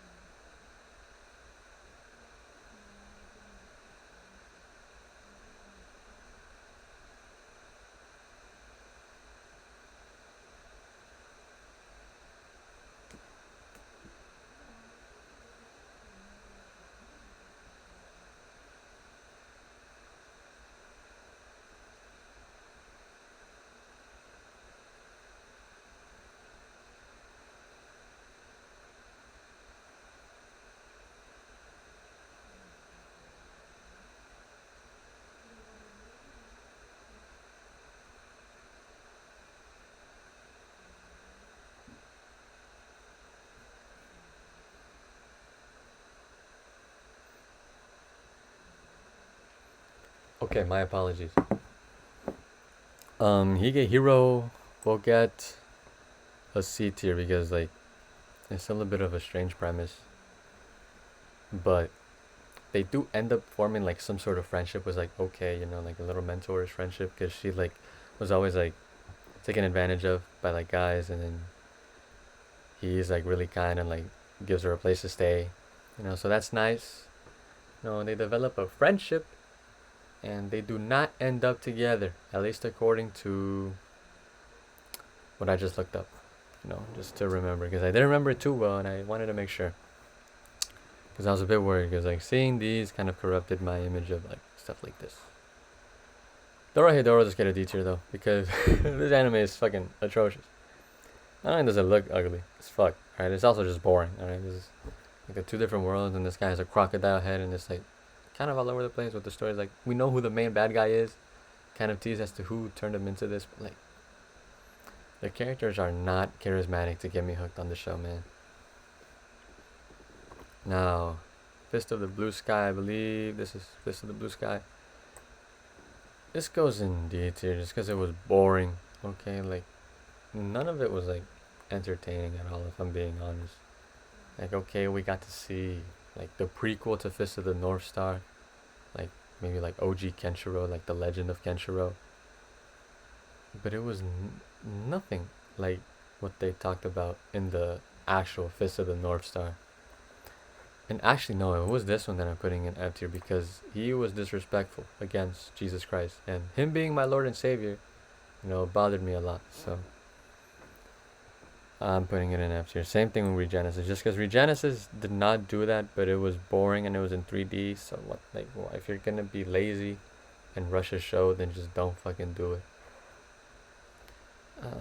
I'll leave this here for now. Is there a way I can remove it? No. I think this was like, oh, this was like all the movies of Fist of the North Star. I think I'm gonna put them in D tier just because I'll put them in C tier because they're mid.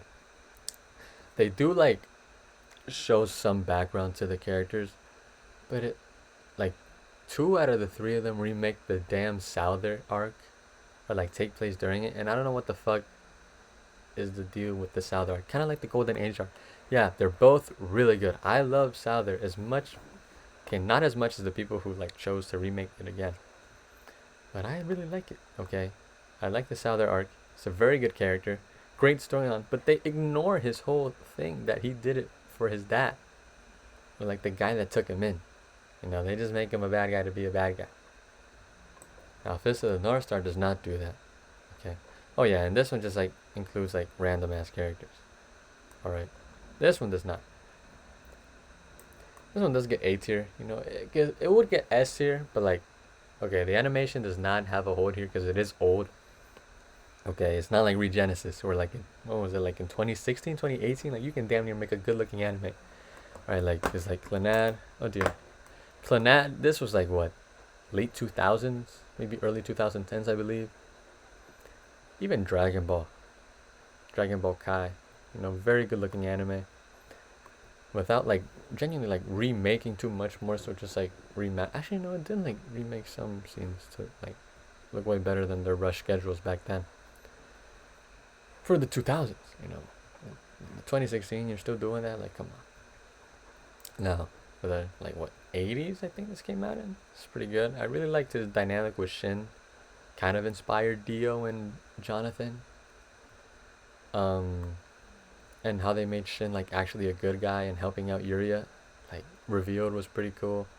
I didn't like how they did part 2, and then he was just like crossing the ocean when we were led to believe that all the oceans dried up. So it's not going in S tier for that because it was inconsistent. Same thing with his age.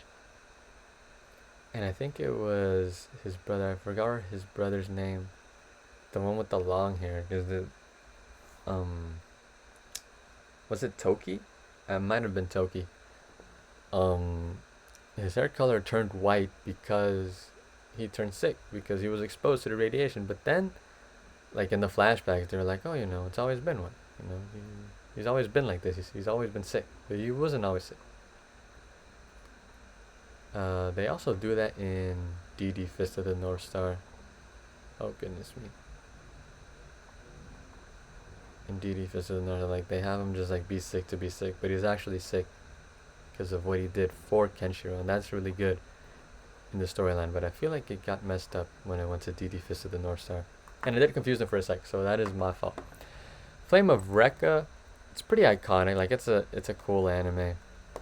This kid has fire powers, but at the same time, I feel like the pacing was not very good, and the characters weren't as charismatic as I think they could have been, especially like working together as a team, like how they tried to emphasize to make me put it in higher tiers, kind of like in Fire Force or Kimetsu no Yaiba or Buso Ranking.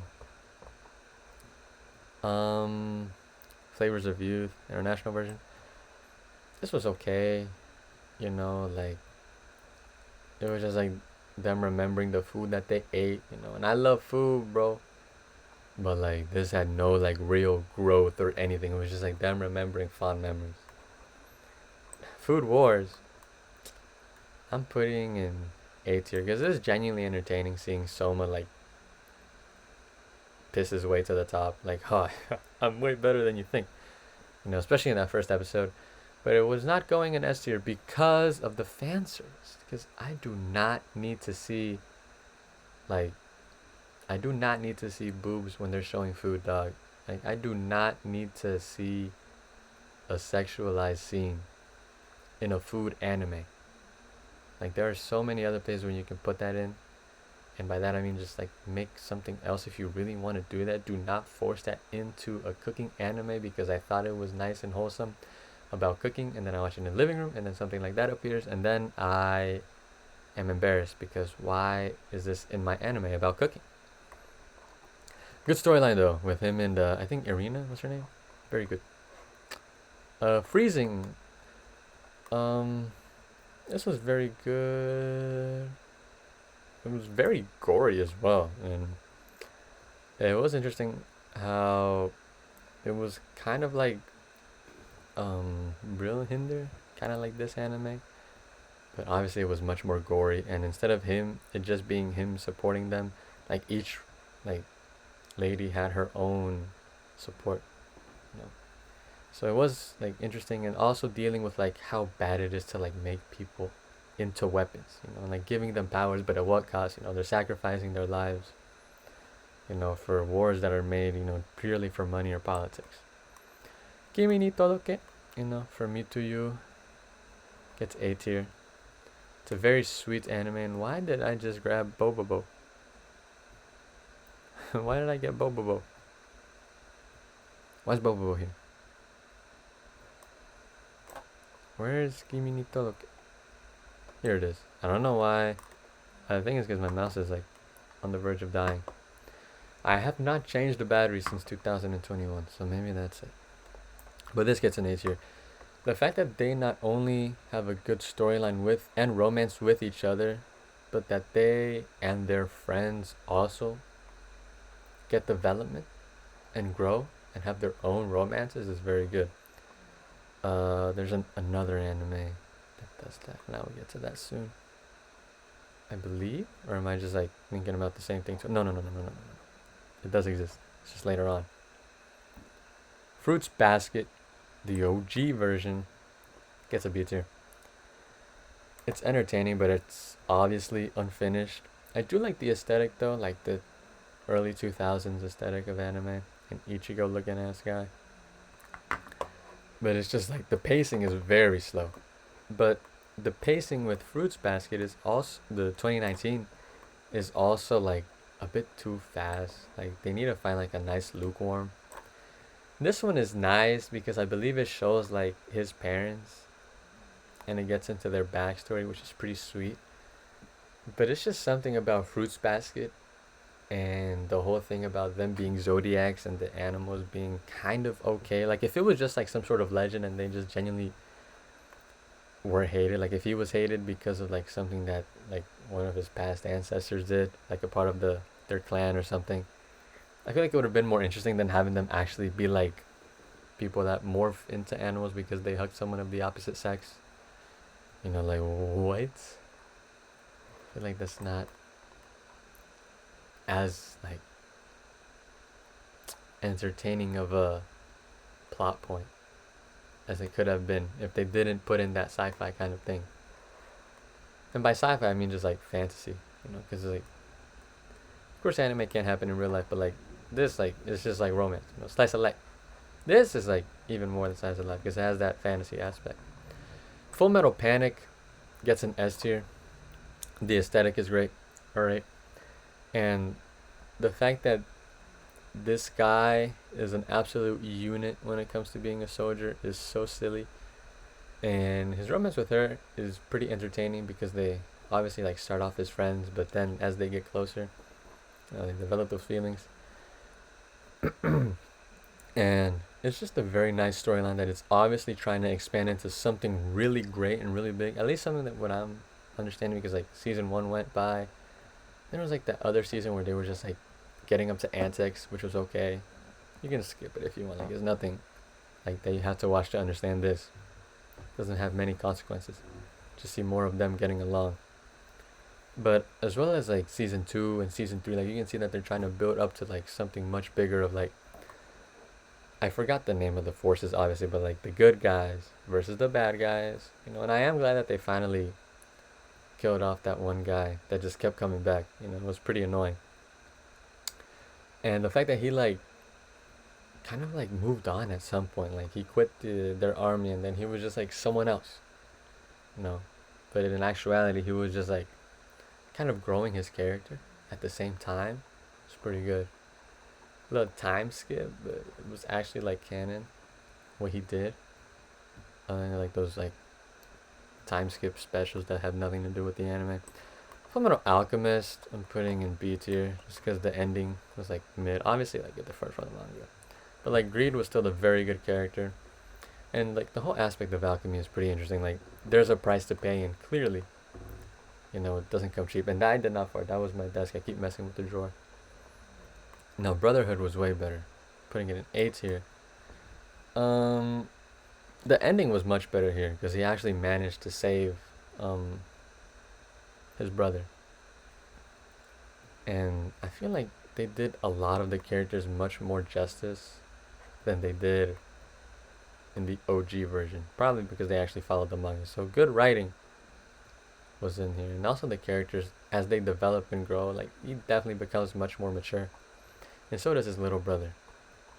So it's good. What was this one called? Let's see. Fuka.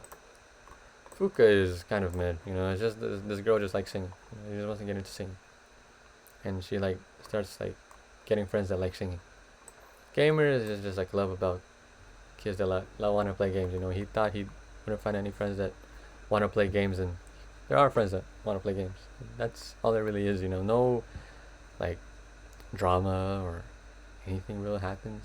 It's maybe a little silly, but other than that, like nothing really like LMAO. Garden of Words, a lot of people say that this is very emotional, and it really wasn't.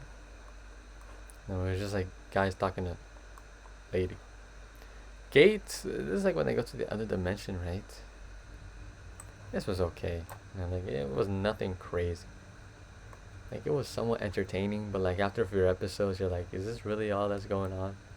Doesn't really lead to much. Ghost Stories gets an S tier because the dub is hilarious. Glad to be a dub fan. At this time, I'm very happy that I watched sub like now currently. Dragon Ball I do not really like much in sub just because like Goku was obviously voiced by an old lady, you know, like you know, like that's not very entertaining to listen to, and in the dub it's much better. But it's nothing terrible. Like I'm not gonna stop watching Daima. You know, like I'm not gonna wait for the dub. You know, that's gonna take so much time, and I'm gonna get spoiled anyways. Yeah, Ghost Stories. Come back to this. The dub is hilarious. Alright, and the fact that they managed to somewhat keep up with the main plot points as well, from what I could tell, like they still managed to get the story done, while also like having this hilarious interactions with each other was very good. I really liked it. Gintama, I believe this was, which one was this? Crimson Sakura. Oh, okay.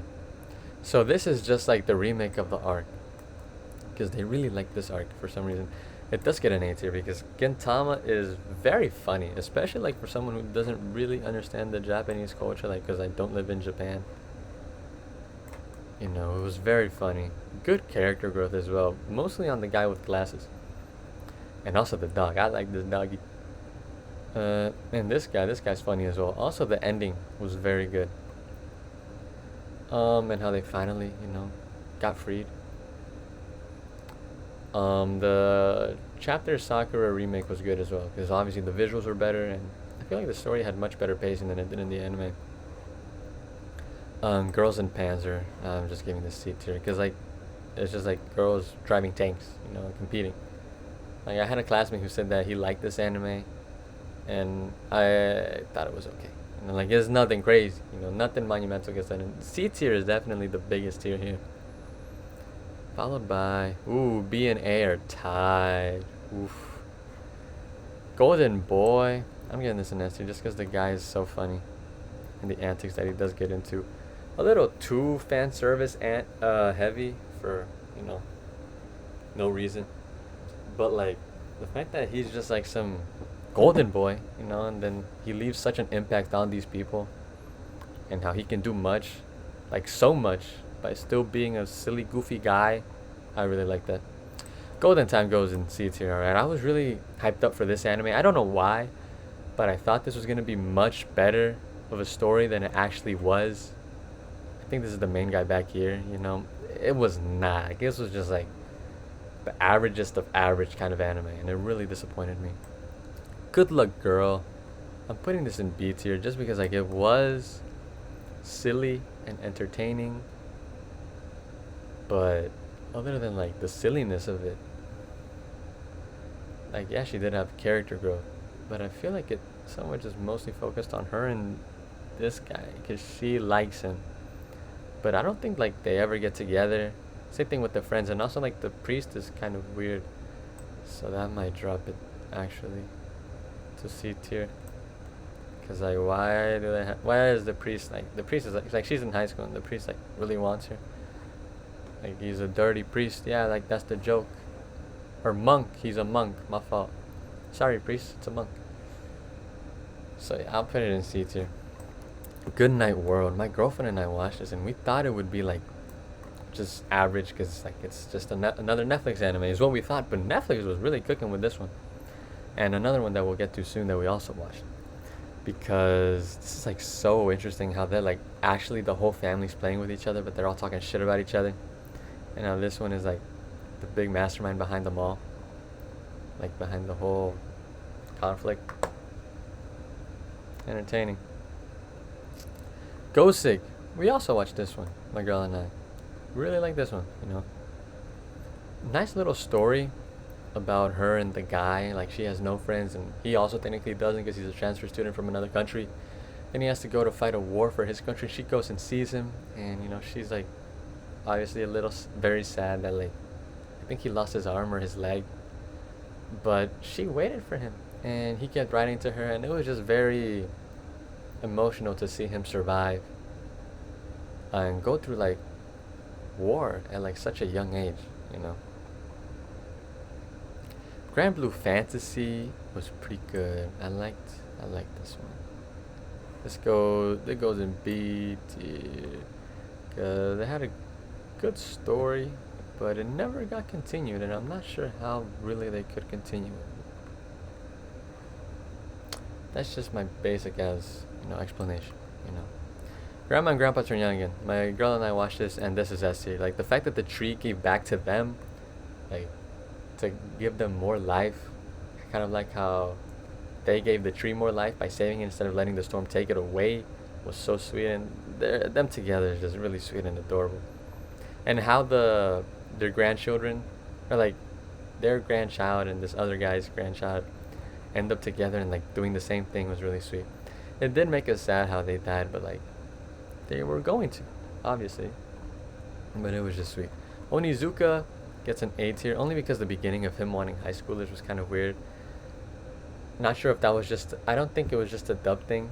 I think it was just like a genuine thing. He was just weird, But then it had him actually grow into a likable guy who was a genuine mentor and hero to his students, especially that kid that kept getting bullied by the girl who like ended up liking him, which was okay, you know. But like okay, like character dynamic, like because she was a bully and now she likes him, like that's funny kind of. Cause like wow, she did that because she liked him? Question mark? I don't know. Or she ended up liking him afterwards. But then he goes to America afterwards, like after he like helped the whole class because they were like a problem class. That was okay. Always like a bunch of weird stuff happens, It's like it's kind of weird in that kind of sense, but like that's in the beginning. I feel like because afterwards he genuinely matures and just only helps out his class, and even like in the stuff that he messed up, like where he just like wanted like his students, right? Like it's just weird to talk about this, but like yeah, he wanted his students in that way. But then he ends up defending them from other people, messed up people that like want to harm them in that way. And I feel like that's very good character growth for Onizuka, you know, in my opinion. Um Oh, this is Gundam Iron Blood and Twins. This is mid. Like, I'm just not a big fan of Gundam and like big vehicles fighting each other. Okay, and the same thing with the other one. Like, it's just not my thing, bro. Gurren Lagann, it's a nice B tier. It didn't speak as much to me. Actually, no, it did. I'm sorry. Um, Drill Up to the Sky, very iconic. Okay, very iconic character moment for him and his character growth as well, from wanting to explore the service to being one of the big leaders in going back to the service and taking care of the opponents on the surface was very good. Haikyuu, this is S tier, maybe. This is a wonderful sports anime, by the way. Him and I always forgot his name, but Hinata. Um, Very good character. He's not overpowered. Like, yeah, he has something that makes him overpowered, but not only can he not use it all the time, but like a typical sports anime, they always face challenges, and there's always someone that's better than you. Kind of like in Dragon Ball, there's always someone that's gonna be stronger than you, and I think that's why they keep on making such like insane power scaling, like in Super, because they just want to keep showing the audience us, like yes, we can't overcome it, but there's always going to be someone stronger that we have to overcome. Handshakers was just because it just was not very, like the story was actually, yeah, the story was all over the place. It used CGI but also 2D animation, and then it had the chains that were like in 4K 200 frames per second, but then it would just go back to like 720p 30 FPS. Haven't you heard of Sakamoto was like silly, but like it wasn't hilarious. Heavenly Delusion was okay, like I feel like they could have done a lot more with the characters than they did, because they ended up like, I think this was just like showing the after of the kids that did escape, and I feel like it would have been more interesting if it was the kids escaping and them trying to get to like the place they call heaven, only to realize that it's the place that they came from. At least that's how I interpreted the story. Hell's Paradise is very good. A lot of people complain about the animation in some episodes, but I honestly did not notice that. And it was still a fairly good anime, good pace, like it wasn't bad.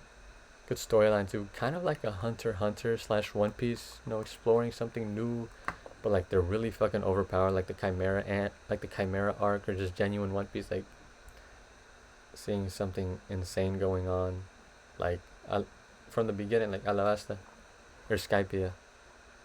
Mostly Skypiea because people think it's a paradise, but it's actually like being dominated by an Eru. Hensuki, which date a girl even if she's a pervert, I think is what it was called. This gets an F tier just because, like, okay, there were 3 options of girls for him to be with, 3 girls that he could have been with, alright, because they all wanted him, he's some giga chad. Alright, sadist, a masochist, I forgot the other one. Not important. And the last one, The one who he ends up with is his sister. But no, it's his adoptive sister actually. Yes, they were raised to be siblings, but they are not actually related. Dog, you did not cook with this one. If you really wanted to make it, because since they were like born in the same household, she was adopted. You could have just, and they live together. You could have just made them like childhood friends, and their parents are like some busy ass people, so they end up living together most of the time, and they're okay with it because their parents are close to their childhood friends. If you really wanted to put them together, you could have done something better. Like almost anything would have been better than making them like adoptive siblings.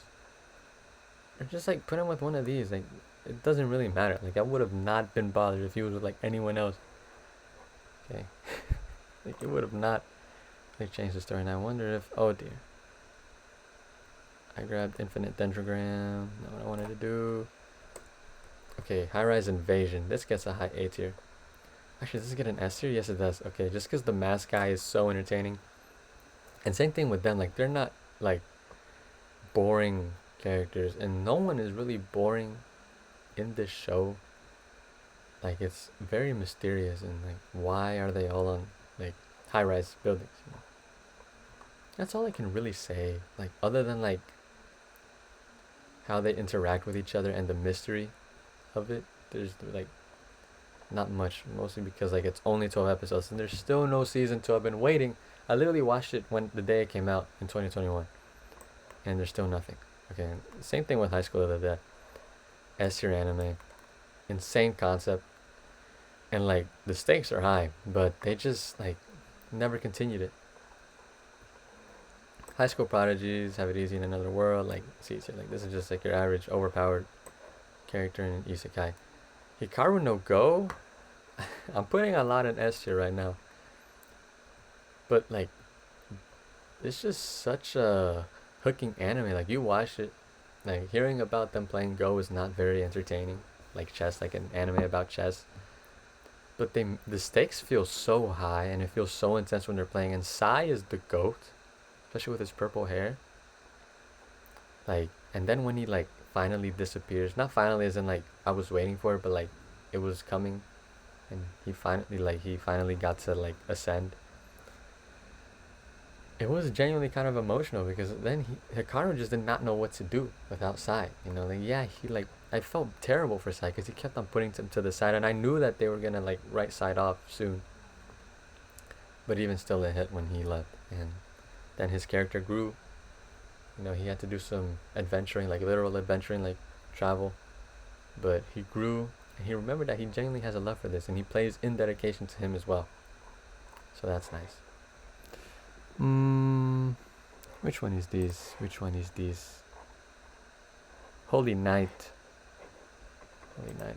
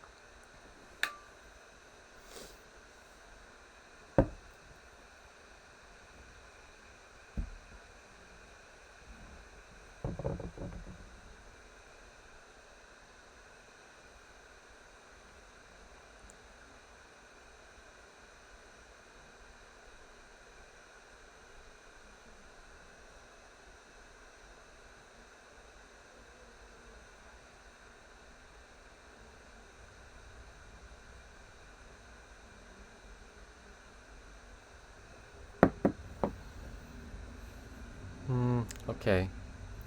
Now this was like never finished, which is why it didn't really like leave an impact on me. Also because it was only 2 episodes. Like this OVA was like terribly short, but like they're eternal rivals, you know. Like, but they end up falling in love. But like then they fall in love, but end up like revealing that they're actually like rivals, like from eternity. It's entertaining for sure. but it's only 2 episodes. Like, it was never adapted, so I gotta put it in C tier, dog. Like, it's very forgettable. Like, only 2 episodes doesn't resolve much.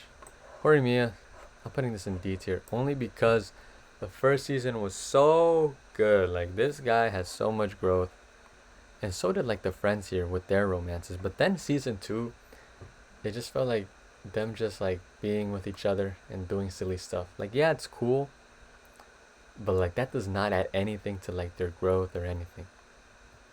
Yeah, it's nice to see them like be friends and whatever, but like at least either include some kind of like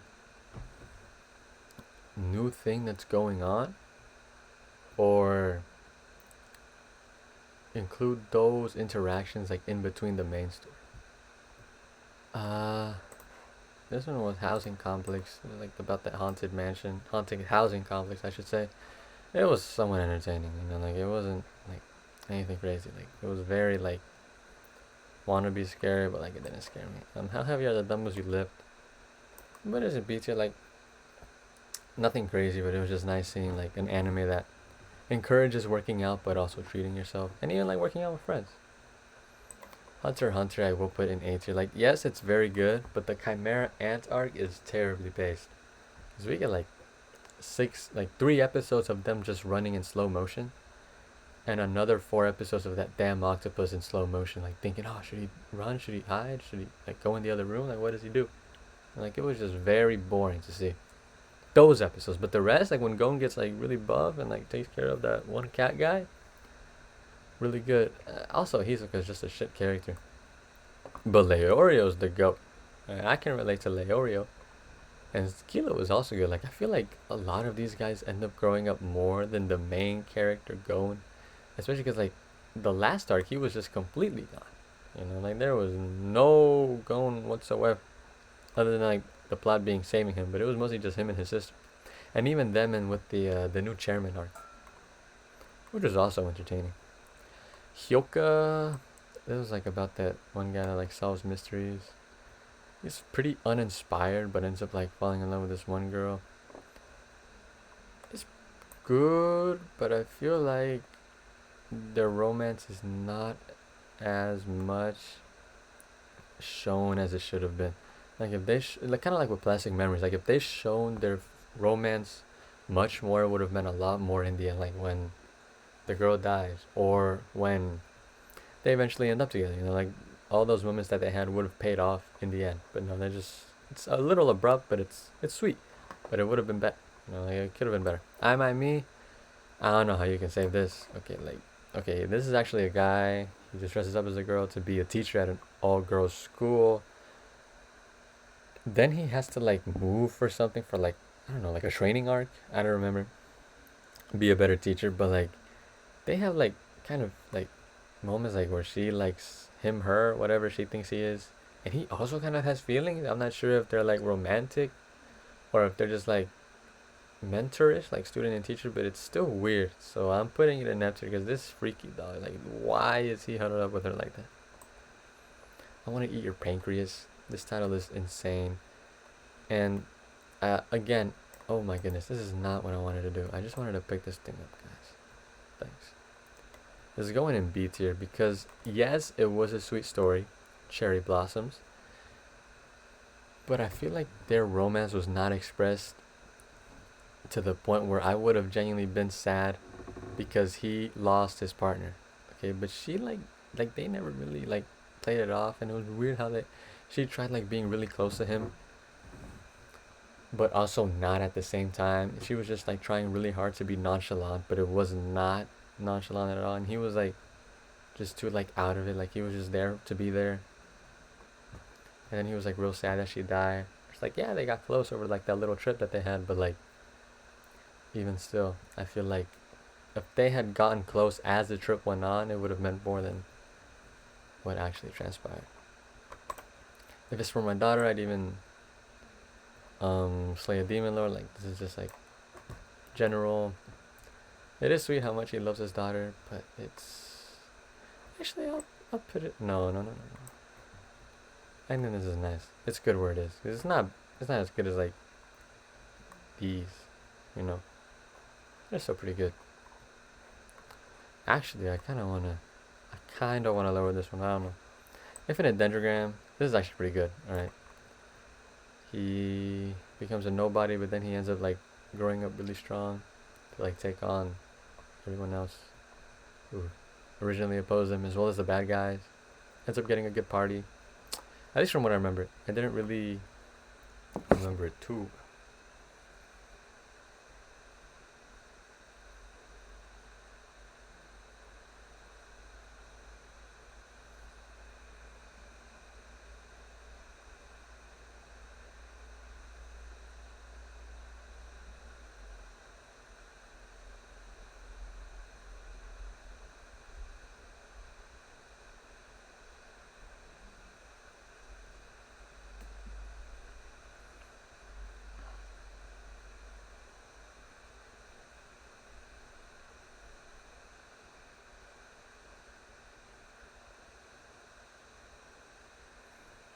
Okay, Ingress the animation was like based off of the game. It did use like way too much CGI, but it is interesting how the main character, like with his ability to like detect or like solve crimes with his ability to like see an object's past. But I still feel like the pacing of the anime was like a big a big stump onto how this could have been much better than it was. This anime is called, I always forget. It's I've Always Liked You. Oh yes, I've Always Liked You. This is a very sweet anime. I like this. And this also has a little OVA. I really liked it.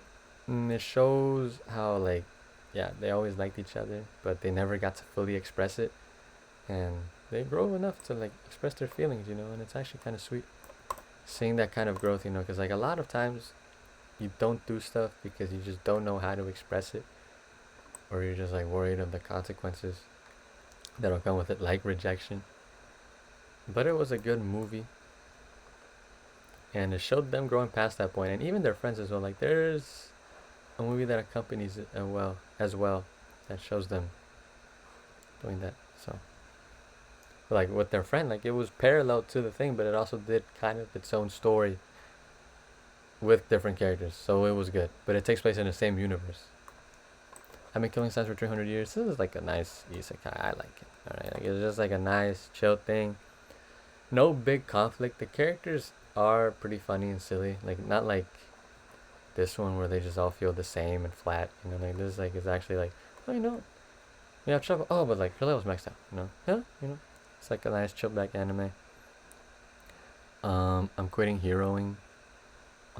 This was a pretty good anime because like he was a hero, but then like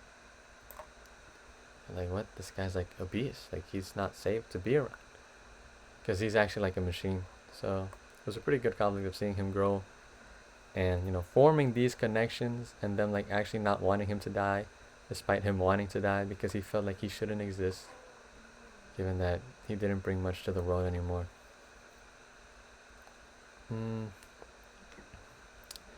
Initial D is pretty good. I feel like a lot of the plot points are kind of, this is the remix by the way, a lot of the plot is just like the two guys Project D like racing with daddy's money. It is nice seeing Takumi like win and lose and grow as a person, grow his driving skills, but I just feel so like disappointed in him and his one friend from the Midnight Racers who like always like mess up with girls. Like the girl like had a strong connection with him, and he even saved her from like this guy that was treating her badly. So he obviously likes her. And he's like, no, I want to race with these guys. I just want to race. Like his whole life is racing. Like there's nothing else. Like like even like some of his friends, like with the other guy, I feel like he gets sort of like, that's my finger. He gets sort of like pushed to the side and made more of as a joke than actually being there and supporting Takumi. And he's mostly just like with the two daddy's money guys. Like yeah, it's interesting to see all these kinds of racers. It doesn't take away from the hype. Doesn't take away from the cool factor. But I genuinely think that They could have held their relationships with the people that they knew before the racing better. And that other guy who just like never made it on time or never called that one girl or even tried to meet up with her, like he just fumbled completely. Okay, Inuyasha, A tier.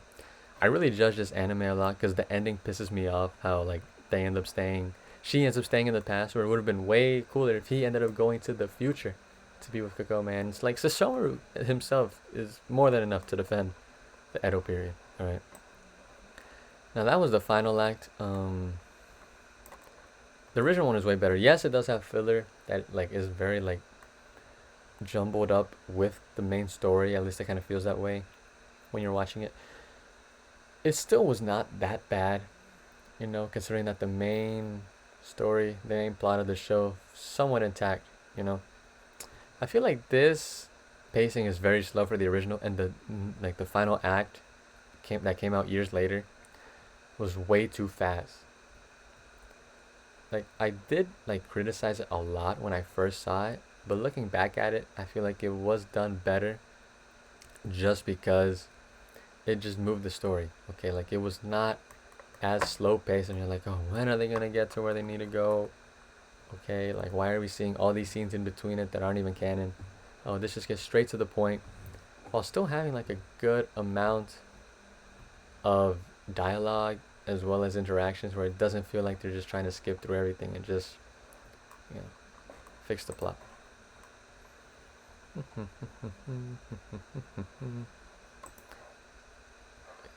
Is it this one? No. Oh, it's this one. Inuyashiki. I like this one. This is about that old guy. He gets like messed up by aliens. And he's like some giga weapon. I'll put it in A tier. This is pretty good. Like this old guy is legendary. And this guy's trash. But they end up like killing each other, I think. For the greater good, of course. And it was good.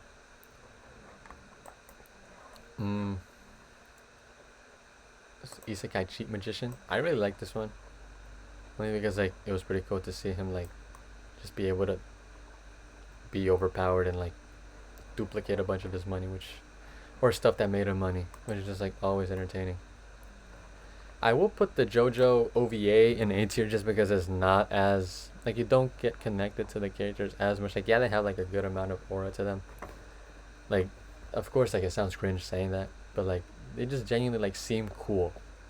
Like watching them in this 90s OVA because they just look like really dark and mysterious as compared to like the new show or like the actual show.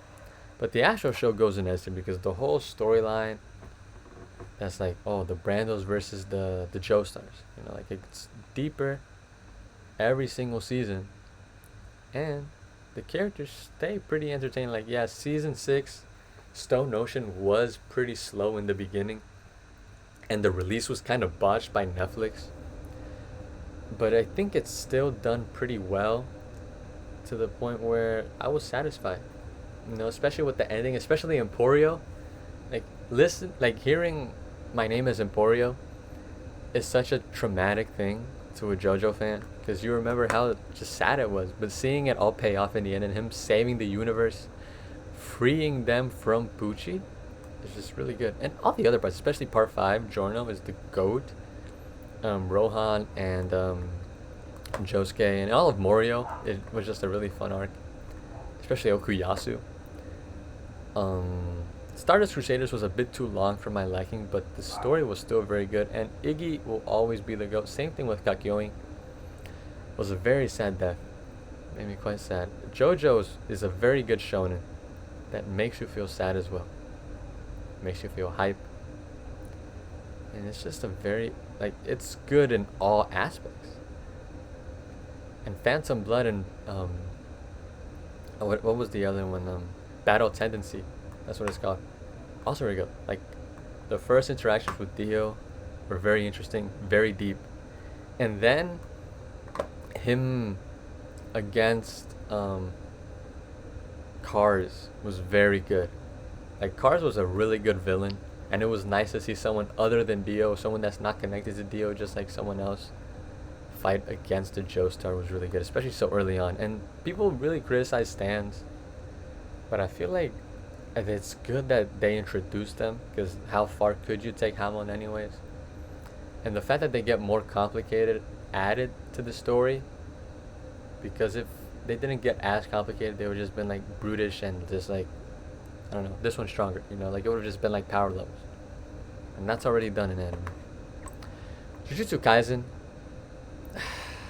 I'm putting it in A tier just because it's a good story, but I feel like it's just doing too much. Like it keeps on killing off too many characters,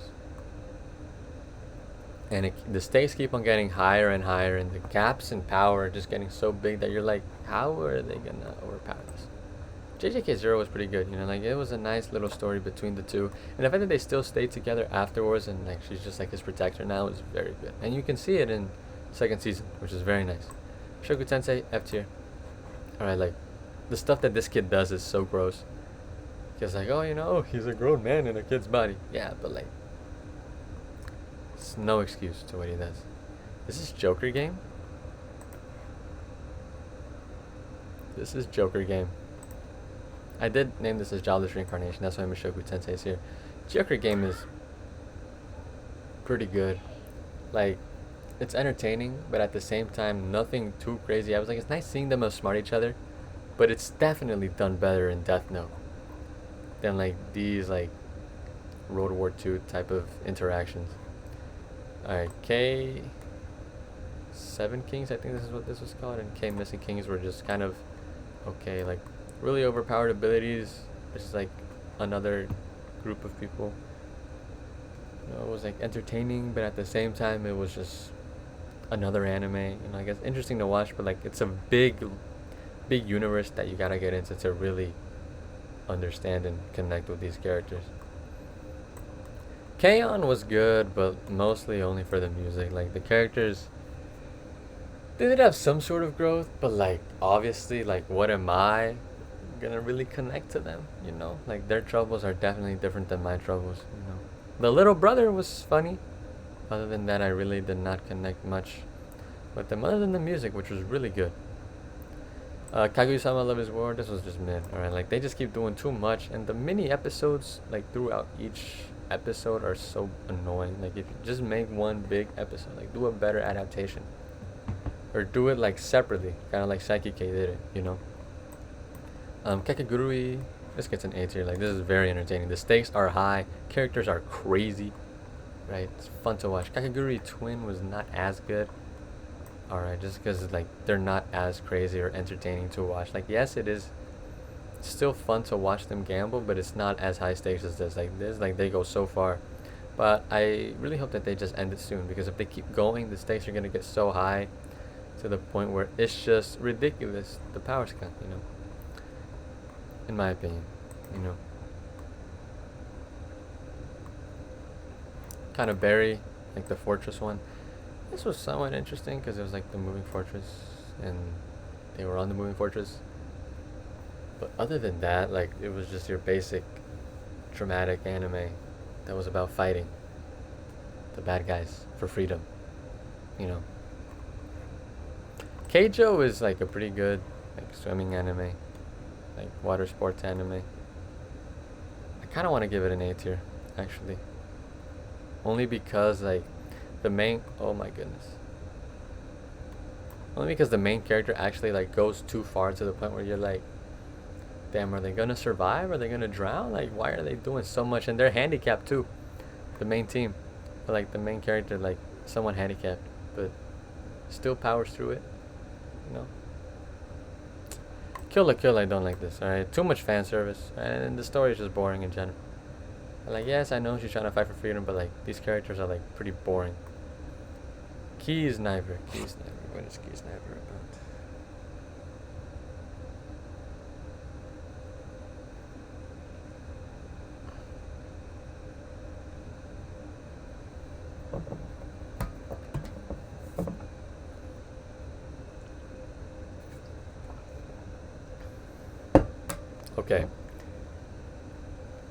Okay, this is about like when they're in an experiment to like share pain and how they grow friendship.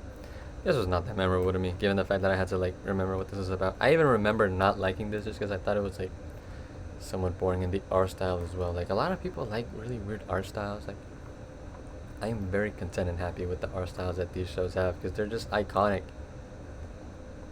and relaxing to look at. You know, nothing like too crazy or hideous like what some of these other anime do. And how are we doing? Okay, we still have a long ways to go, but I like the pace that I'm at. Um, Kobato might get S tier just because of the arc that she goes through and the arc that her partner goes through, and the fact that her whole purpose, like her whole goal, was to end up with the person that she didn't remember, but it was actually him, and they ended up growing together and growing up close together, like growing their characters and becoming close together at the same time. Very sweet anime. Like just very like wholesome anime too. No fan service whatsoever. Just a genuine wholesome anime about growth and about helping other people and their problems, but at the same time still not being too episodic or not being very episodic at all. Still focusing on the main goal and having actions that carry on throughout the episodes.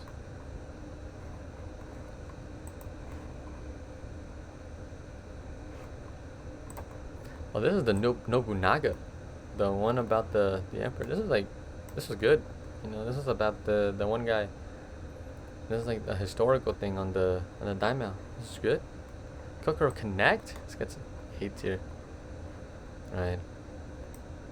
The fact that they all are part of a club and they all go through supernatural experiences. They all have to help each other out. Just really good. Grows their friendships. Even grows their characters too. Past like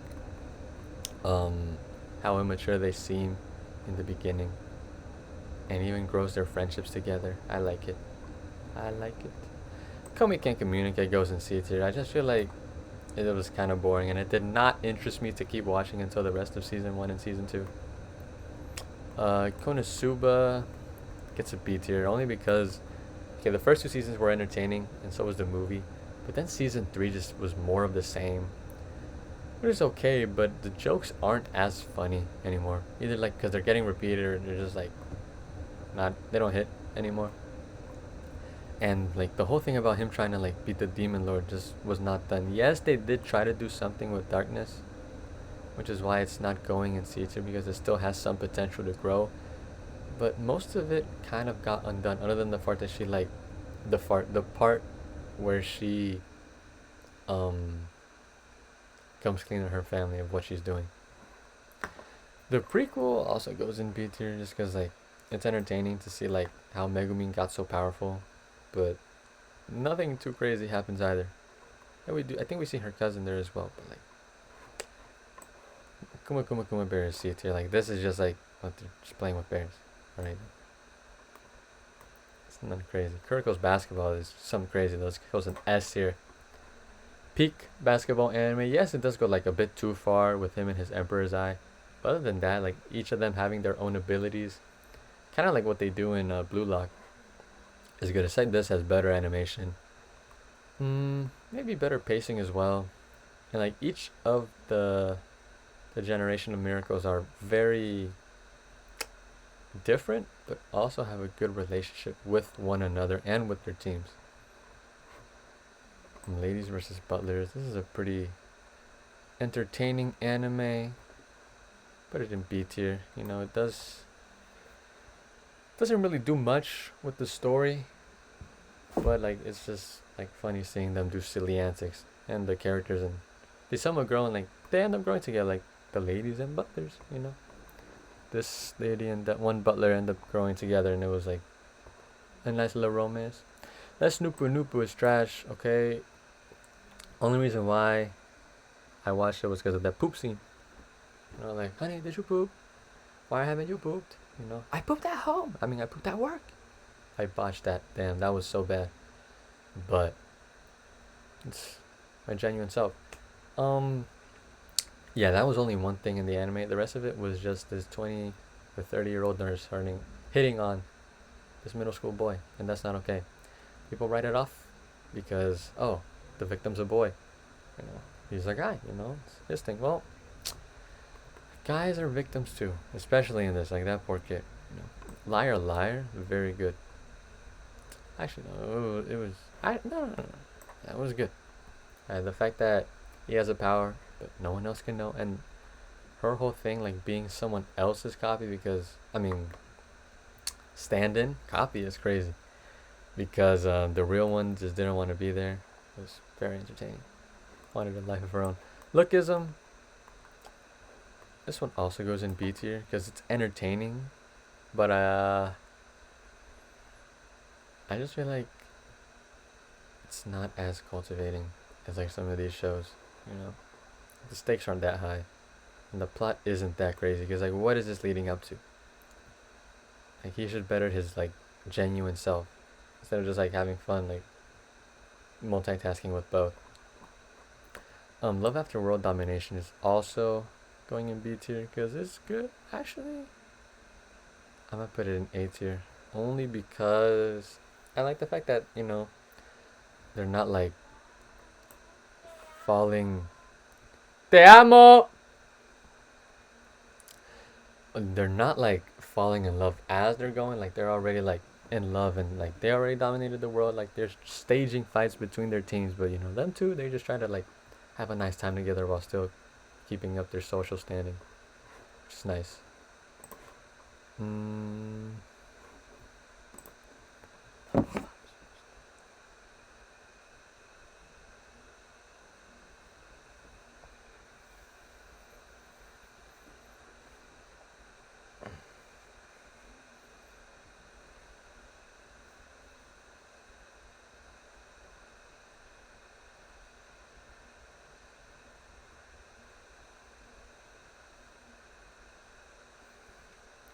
Oh, Love Flops. Oh my OMG.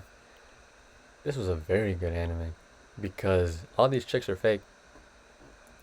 Like you think that these girls are real, but no. The dude is just going through an AI simulation because he wanted to. Like I don't remember exactly why, but he does like wanted to be like a part of the test, and then it ended, and then they all disappeared. But this was like very good writing because you did not expect that twist for them to all be AI, and it shows that he has to grow past it and become someone new without depending on those fake experiences. Love Hina goes in D tier because this just did not do anything. The whole plot was like him like trying to get into Tokyo U, and she's like around his age, and like their relationship is just annoying, And then these characters like obviously he's at a dormitory, but it's all gross, just because he I don't know they need to do that to sell. I would not have minded if it was just like just them two. Like it would not have changed the story that much if like the rest of these characters did not exist. Like it would have been okay to like keep up their dynamic because they didn't really grow their relationship at all. Like they were okay with each other. Like she was okay with him, but like even still. And he never gets into Tokyo U. Like I feel like it would have been good if he actually got in because she got in. Because it just ends with him being, oh, I'll get in eventually. Like no, either like show him getting in, or show him getting rejected, like the what is it like the second or third time, and him deciding, well, you know what, maybe it's just not for me, because sometimes things just aren't for you. Like it's just God showing you that this thing is not meant for you. Kind of like yesterday, I was gonna go on a date with my girl, but like so much stuff happened. Like one thing that's like right next to me is my shoes. Like I did not put in my crease protectors. Like I was just in such a rush, and thank God that like I noticed that and I put them in. And another thing is that my car battery died. Like obviously, like I was sad. Like we were both sad that we couldn't, go to the museum. She ended up coming over because my car battery like actually died. Like I thought it was just like maybe frozen because of the cold, but no, like it genuinely died. And so who knows what danger was like lurking on the highway or what I could have gotten into without knowing, without God just like stopping me. Or me not trying to force my way and like taking someone else's car, like asking to borrow someone's car to go when clearly it's something that's not meant for me or for us to do like at that time. you know and like yeah, like him, like yeah, you didn't get into Tokyo. Like just because you don't get into the school doesn't mean that you cannot go to another school, because you're still gonna get more or less the same education.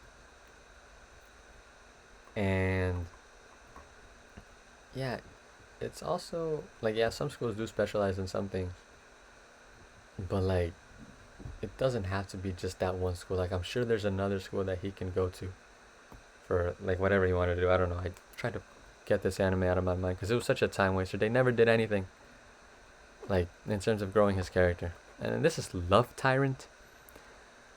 I believe this is just mostly just them like just thinks it just tries to be fan servicey, but it's just like it doesn't do anything.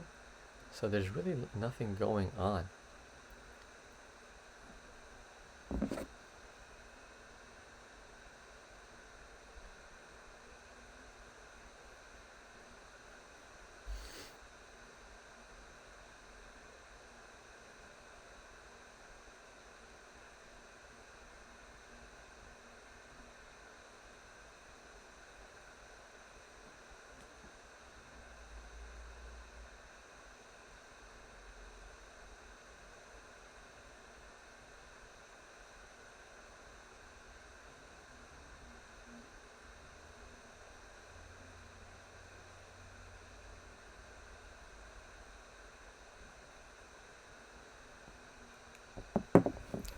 I was clearly messed up on that, but I'll try to edit that.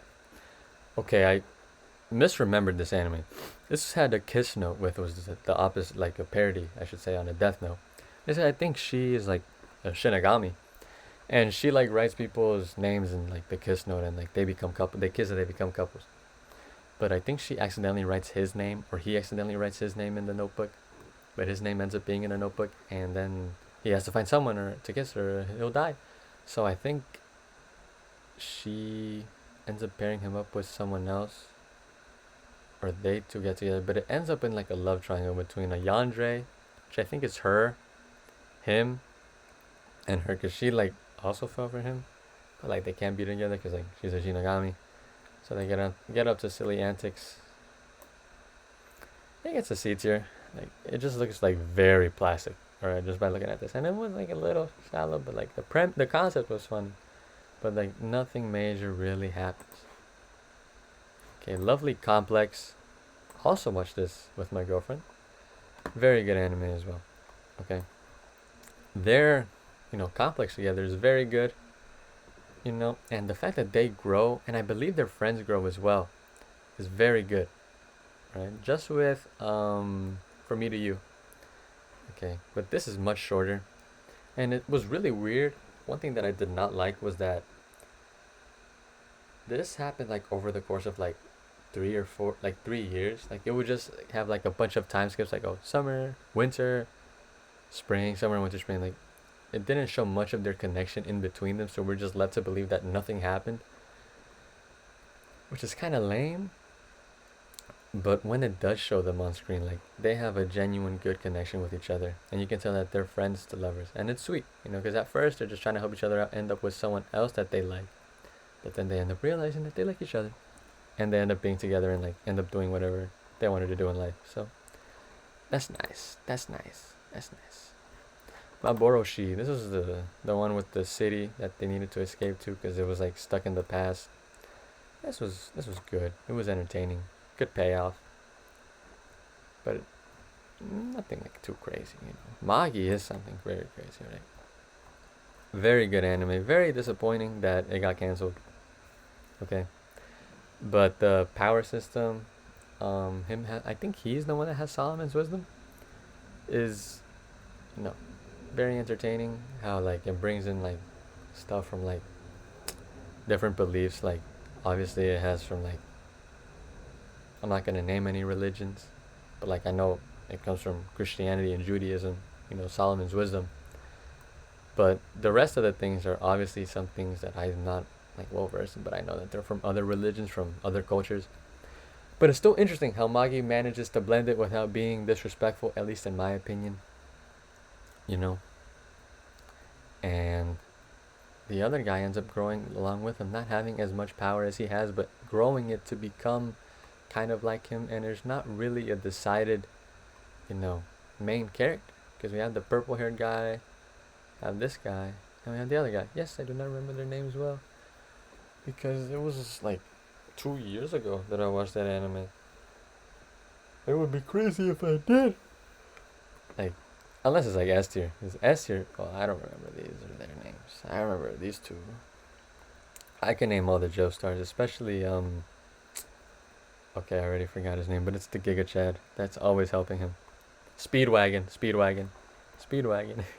I love Speedwagon. He's awesome. I believe this is like Senpai, Magical Senpai. It's okay, like what they're just trying to do party tricks like after school. Like it was silly, but like didn't lead to anything. Maid Sama is definitely S tier, just because I really like this anime and their connection, and the way that their relationship grows with time, and that the characters interact with each other too. Like it's not just them. It's one thing that I really like because a lot of it is just kind of like with Lovely Complex. Like it's mostly it's just these three, okay.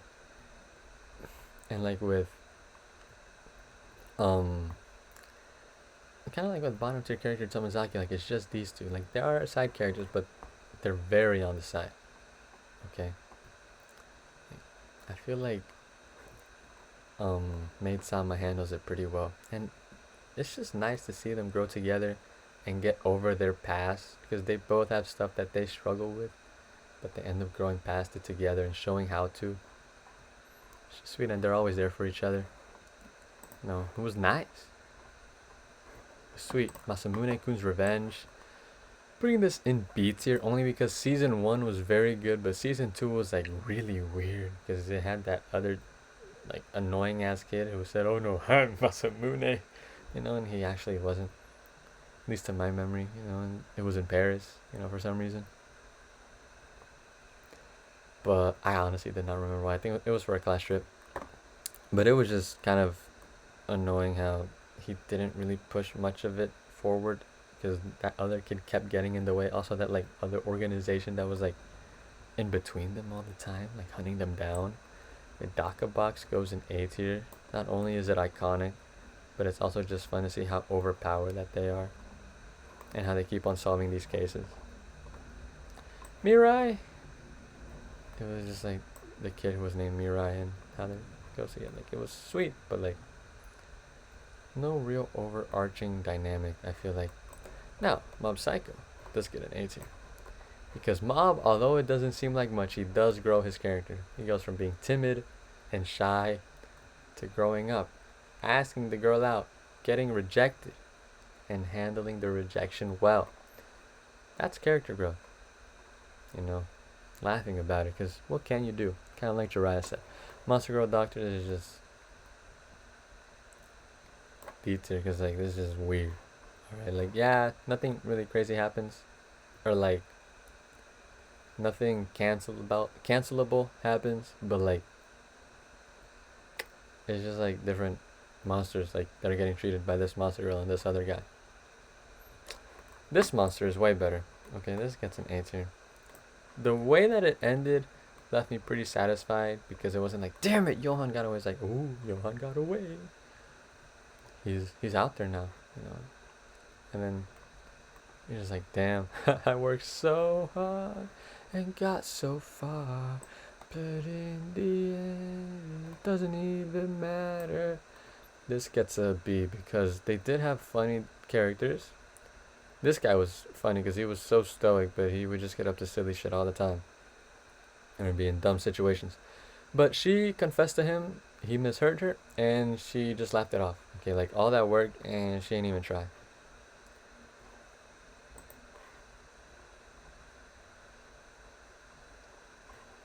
More than a married couple, but not lovers. This also goes in A tier because yes, they are like forced into this situation, but you also just see how you end up going closer, or they end up going closer to people that you probably didn't even want to be with, just because you were made to be with each other.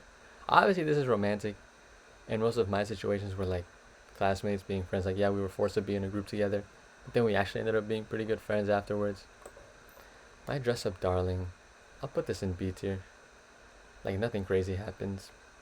Actually, no, I'll put it in A tier only because he grows up from being shy to interacting with people and being less shy, getting out there a bit more with someone who is like so, not necessarily flamboyant, but extroverted.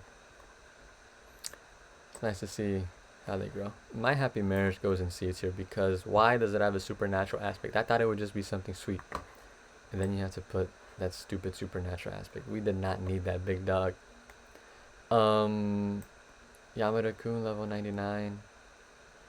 It was sweet, and I think it even had 2 seasons, but like there was no real conflict that I can remember where I was like, oh man, what's gonna happen? It was just so predictable that they would end up together. Yes, I do know like she was trying to get over her ex, and he was like some big popular guy, but like nothing crazy. Okay, my love story does get an A tier because it really shows how to deal with overthinking, and they're just wholesome, no fan service, right? No shenanigans, just two sweet people who just love each other for who they are, and they're very loyal to each other too. Like this guy is a genuine guy, and like a lot of people make fun of him, but he's like he has a big heart, and she is very loyal to him too. So and he's very loyal to her. Like yes, he does question her loyalty to him because they go to different schools, and this other guy was saying that they would him and her would be better off than them two, but he stays true to his beliefs. Yes, he does struggle, but he's like, no, she hasn't given me a reason to not trust her, and I'm gonna trust her. And yeah, he ended up being right. So it was sweet, shows how to overcome with anxiety and overthinking. Very good anime, very good romance anime. Actually, I might put it in S tier just because it's just so good on what it does. My Boss is Goofy. Watched this with my girlfriend. S tier. Actually, it's perfect to put with this. So just because this is like about couples, and I watched this with my couple. My couple? My partner. We are a couple. Yeah. This is how long am I? 2 hours and 46 minutes. Yeah, this has really tired me out. But their interactions are actually very sweet and wholesome, especially the boss. I genuinely like how sweet he is to his employee, and even the other guy who's like very goofy. Well, the whole premise is my boss is goofy, but this guy's like way too goofy. But he's actually like they're both just nice guys who just like having friends. Yes, they are subordinates, but they're more so friends who are like it's kind of like that older friend kind of thing. Like when you have an older friend, like he looks out for you, but he's also your friend. Like he's not gonna like yell at you or anything, and that's very nice. Especially like him with his PTSD, and how this guy's so much nicer and helps him battle through it, sort of, and helps him grow past that is very good.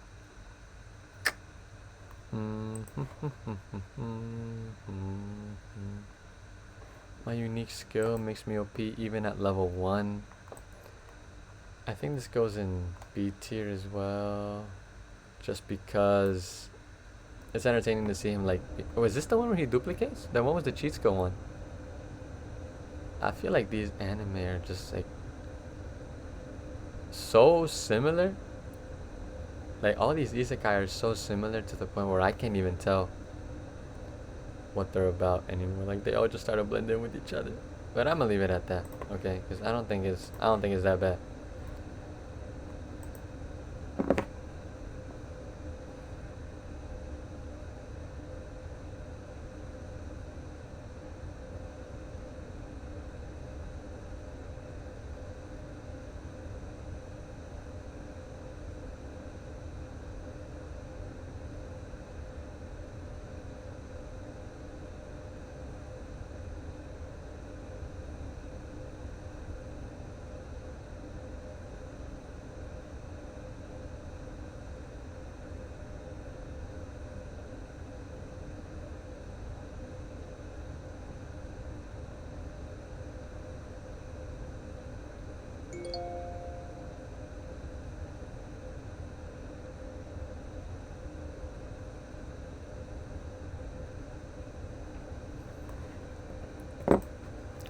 Myriad Colors Phantom World was okay. Like I feel like it was very formulaic in the way that the characters and the story progressed, but it's still interesting to see like phantoms in like the real world, and like a school actually built, and like you would think that there's like more organizations built or institutions to help combat these phantoms that happened from the Phantom incident. You know? So it's nice to watch, but it's nothing like it's super memorable. Nanbaka is also Nanbaka is going in B tier because like it's like a prison anime, like they're prisoners, but it's way better than Prison School because none of that stupid shit happens here. Like this is just like guys getting up to silly stuff in prison, breaking out, but they all like hanging out there because I don't know, like they're treated well, and it looks like the anime aesthetic is like so squeaky clean. Like, it looks very Fruitiger Arrow. I love Fruitiger Arrow. Love Naruto. It's going in S tier. A lot of people hate on Naruto because of the filler. Y'all don't mess with the village hidden in the stars like me, man. And also, y'all don't mess with my computer like this because what is what is going on? I also, Iruka has got to be one of my favorite characters, alright? Because he's the GOAT, especially when Naruto asked him to be in the last. Okay. Very emotional. Made me tear up. Shippuden is also very good. His scene with Minato also made me tear up. Also, kind of an asshole, you know, kind of like in Bleach, you know, Ichigo is actually human, Hollow, Quincy, and Shinigami. Naruto, you know, is actually has the strongest tailed beast. Okay, but he also is the reincarnation of Ashura and Hashirama. Like, dog, why? Why? Like, Ashura reincarnated a Hashirama and Hashirama to Naruto. But why did that need to happen? I don't know why. Maybe not like themselves reincarnated, but like the same personality and ideas and conflict with like Sasuke, Madara, Indra. I still feel like that was a bit of an asshole. I did kind of like the Kaguya introduction though because it showed that she was the reason why chakra even exists on Earth. You know, it's not just some fantastical world where they're just born with chakra out of the blue. Someone introduced chakra and that like affected everyone and their offspring to have chakra from there on. So that was good. And also just like the growth that Naruto has, like he doesn't have much growth like in the time skip, if we're being honest, other than like chakra control and Big Ball Rasengan and controlling like some of his tails. But like once he gets, I think once he gets 3 or 4, like then he like gets out of hand.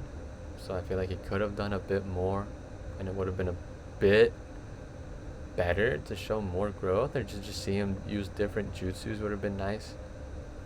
You know, he could have learned that, you know. But yeah, the pain arc was so good. The fourth war was a bit too long. Like yeah, everyone says it, but yeah, it was a bit too long and a little too all over the place, showing like different stuff that's going on. But other than that, I feel like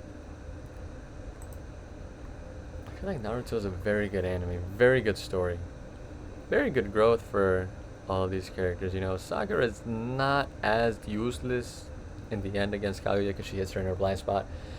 But other than that, like the way Sasuke grows, I didn't really like how it was mostly just like Naruto chasing after Sasuke. But the way Naruto grows and like influences Sasuke, and they're actually like pretty good friends, you know. The way Orochimaru, yes, it's a bit out of the blue, but he becomes good. The way Naruto and Gaara connect and become close friends, like even enough to him have a framed picture in his house, like in the last and in Boruto. Like, and the last was just such a good anime. Like seeing him and Hinata finally get together, seeing Naruto and Sasuke be separate but equal in power and defending the Earth. Very good. Like he has grown past like defending like the village, like he did here. Like now he's defending the Earth from the moon, and so did Sasuke. Both of them, like, and especially seeing him and Kurama develop their relationship, and all the tailed beat, it was very good. Kakashi is also good. Neo Yokio is not good. This goes in detail just because it just felt like a very nothing anime, very shallow. Oh, just rich guy doing stuff. And surprise, it's made by Jaden Smith. So, Neon Genesis Evangelion. Gets an S tier. Doesn't make sense at all when you first watch it, but as soon as you watch those Ice Freak videos, it all makes sense. Karu, I don't like him too much, but I only really like Shinji and Pen Pen, the penguin. But yeah, what was this? The recap? This is like, okay. I feel like I just skipped a lot, but it did somewhat of a good job keeping up with everything. Compared to you know, the actual anime. The ending also gets an S tier just because like this one was just congratulations, and this one shows the third impact, which was insane. And the fact that Rei was like a part of it, like she was the third impact, was insane. And the fact that everyone got absorbed except for him and Asuka, and how he crashed out, great ending. Didn't Asuka fucking die? I mean, they all died because like there was nothing else after of Earth. You know, he would have just starved to death. What was he gonna do? Like drink all that blood? The remake was very good, and how it reset everything for, you know, him to end up with the girl that I didn't even know about her. Like she just sort of popped out of nowhere and was just like randomly in the remakes, not in the original. But I didn't really mind because Shinji was happy and so was I. You know, it was good to pay off and see him actually mature and have good social interactions with other people. Whether that be through being through traumatic experiences or not, you know. And please be patient with my computer. Fist of the North Star. Oh, this was like the continuation. Like, oh, I don't even remember what this was called. Like, yeah, this was good. It just shows that Kenshiro's like still up to his Earth-saving antics. You know, saving people from corrupt governments, corrupt people. I forgot what this one was called, but I remember what it was about. New game, yeah. It's where they just like get together to make a video game. Like it's a bit entertaining. Actually, I'll put it in B tier because it's relaxed. Like it doesn't do anything crazy. There's no overarching plot, but like the characters are all sweet and wholesome. You know, they're just like office co-workers who are also friends. And you know, they don't do like anything bad. You know, it's just a nice wholesome anime. Welcome to NHK. This is God. You know, Lord Atheist guy. You know, so F tier. In the end, you know, after everything, you know, after like his life gets saved, you know, he still does that stupidity. And also, he's just like such a shut-in, you know, like you would think his character would grow, and also he's like his relationship with her is like questionable because she's a minor. So yeah, I'm not even gonna talk about it anymore. Oh, this one was Ni no Kuni. Ni no Kuni was okay. I just was very underwhelmed by this like video game based movie. Now, Noragami. It's very good. Is it S tier? No, I'll put it in A tier. Only because I forgot the name. I confused this with Noragami. This is Nisekoi. My apologies. This is Nisekoi. I always confuse this with Noragami because they're both unfinished. Nisekoi is very good. Alright. The guy and his relationships, mostly with these two, are pretty good.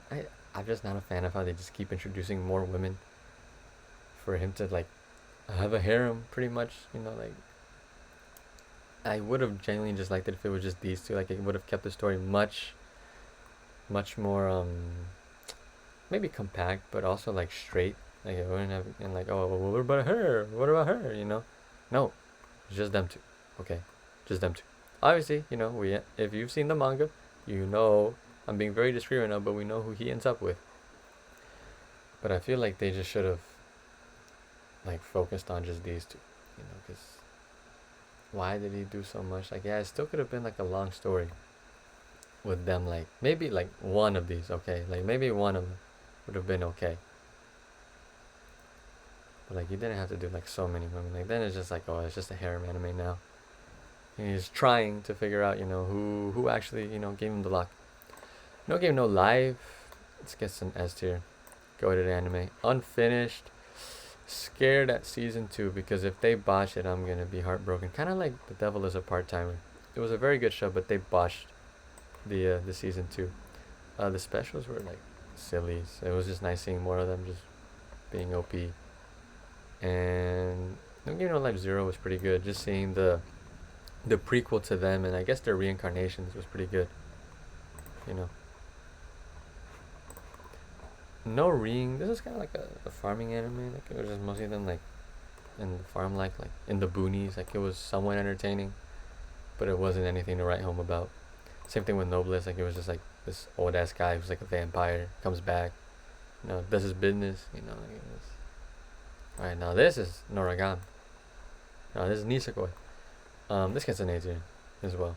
unfinished, but like you feel that it's unfinished, but um still a very good character, and his growth is very good, and you learn his backstory and everything, and how he grows past that, you know, and his past troubles. I think this will get a B tier. I guess not too crazy. All right, number 24, rugby guy. Actually, I'll put it in A tier. It's because it's a rugby anime, but it was actually kind of good because it showed like a good relationship and growth. Because he didn't want to play, but then like he gets past all his problems and he gets back to playing. One Punch Man, I'm putting this in B tier only because second season was boring. Everyone says that, and I'm gonna say it too. Second season was boring. On Myoji, this is pretty interesting. Seeing his character growth and how he wasn't actually a bad guy, he's just been mislabeled. And his friendship with the other guy is also very good. A tier, alright, and how they get past like all these supernatural conflicts that they have. Orange coded. A tier. For some reason something's telling me not to put it in S tier. But this was just a very good anime, and how they just all tried to stop him from killing himself. And I think I might, no, I'll keep it in A tier.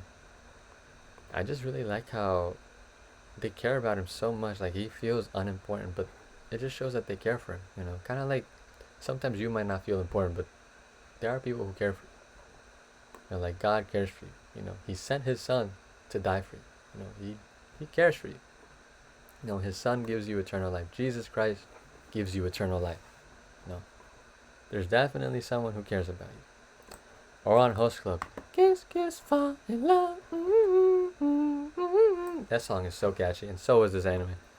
Also, feels a little unfinished, you know, because you're like, what? This is the end? What? We didn't even see much of him and Haruhi. But, you know, I was still pretty satisfied with the ending. You know, like, it wasn't that bad. You know, it wasn't finished. Okay.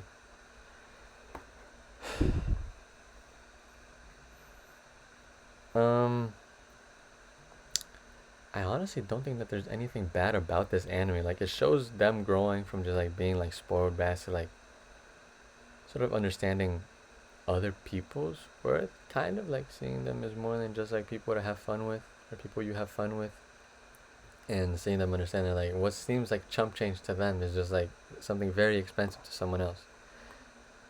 And yeah, seeing how Haruhi helps him grow from being just like kind of a shallow person to a genuine and caring guy.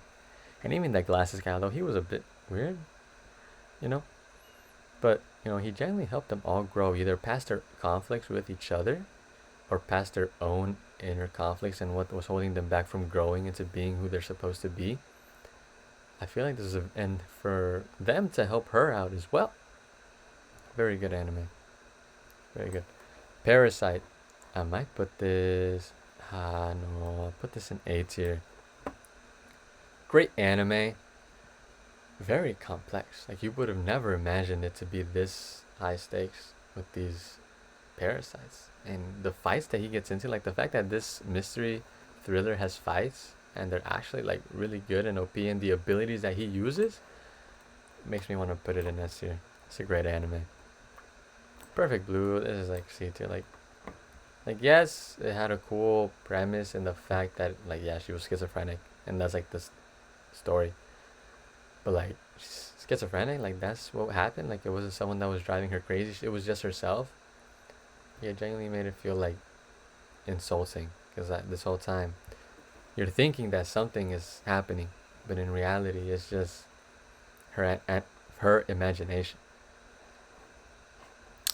Peter Krill and the Philosopher's Stone, like everyone was just trying to fuck him, you know, because he has good genes, I guess.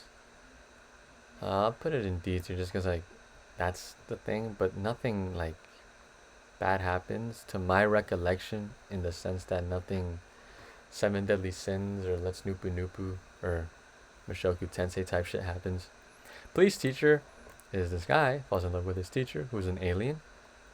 But he's 18, you know, he just got held back because of his illness. So I like how he's not underage, and they're pretty sweet together, you know.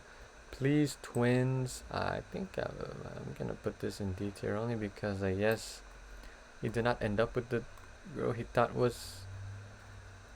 He did not end up with his actual twin, but there were times when they thought they weren't twins. Not yes, they didn't know, but like still, that's kind of weird. Yeah, it is weird. Yes, it is weird. Definitely weird. Like it could have just been like, I don't know. I could have fixed this honestly. I think just please teacher would have sufficed. Okay, like, and they even made a cameo in this anime, but I still feel like the side characters grew much more in this anime because it was that one guy and that one girl where he didn't know how to express his feelings to her, so he just sort of put her off to the side. But then she was like really sad and heartbroken, and he was like, "Well, I just am worried I'm not doing you correctly, or not being a good boyfriend to you," and they grew past it and they ended up loving each other and showing that yeah they care for each other and it's okay if they don't know exactly how to do it because well not only is no one perfect but there's a first for everything, you know. Are we almost done? Kind of. Let's do it. Pluto, not a very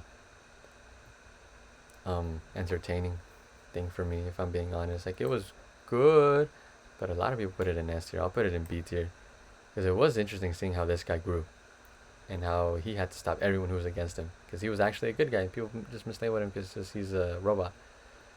But it was like too dystopian for me, if I'm being honest. Um, Princess Jellyfish. This gets a D tier just because like the characters did not develop. Like yes, they were a bit more social, but other than that, like I don't remember them ever getting jobs. Just because that rich guy just donated their money. Prison School F tier. Like this is literally that one line from Kanye-san. I'm a sick fuck. Like this is literally like most of these guys, especially except for this guy, because he just grows a genuine relationship with that one girl to help him get out of prison. Because I think they got him in trouble, from what I remember. But it's just such a freaky anime. Madoka. I'm putting this in C tier only because you need to rewatch it because I tuned out a lot of it because it was like too childish for me, obviously, but then it just got really intense and it turned into something like insanely like threatening because she was like some big life form that can like destroy worlds and universes, but like I did not know that. I just thought it was a goofy magical girls anime, but I thought it would be okay, slice of life, but no.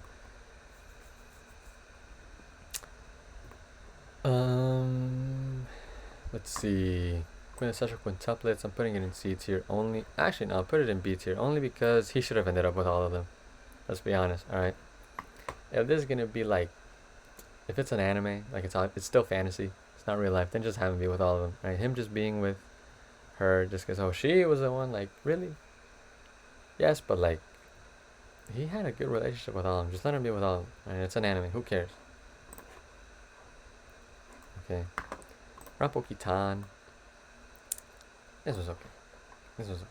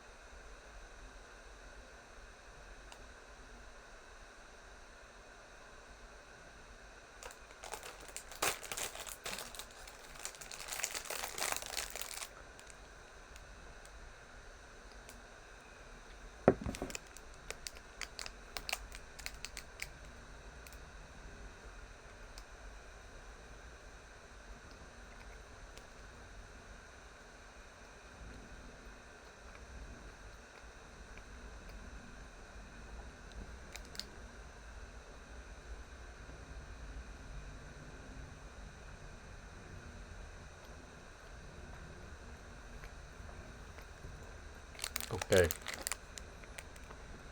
Had to take a little snack break, but Rampo was pretty good, but nothing crazy. I keep saying these are pretty good. It was okay. Alright. They were trying to find out like murder mysteries happening in their class. And it was kind of entertaining, but like nothing to write home about. Rascal doesn't dream about Bunny Girl Senpai. What's an answer? Good character growth for both of them. And even his sister got a little arc and a little movie, which was nice. Because she had like this big thing where she was afraid to go out, but she ended up growing past that. And these two have a good relationship, so it's good. Remain was good. Actually, I'll put it in A tier. All these sports anime get in A tier because it's good. They're good competition. Competition. Good sports anime. Goodness me. Water polo. Never in my life would I thought I'd be watching water polo, but it was entertaining and I liked it. And made me maybe want to try water polo in the future. I don't know.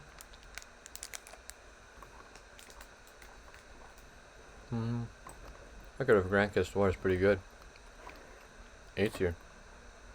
Better than Grand Blue Fantasy. I feel like it was a bit more natural, the way the characters acted. And a bit less whimsical. I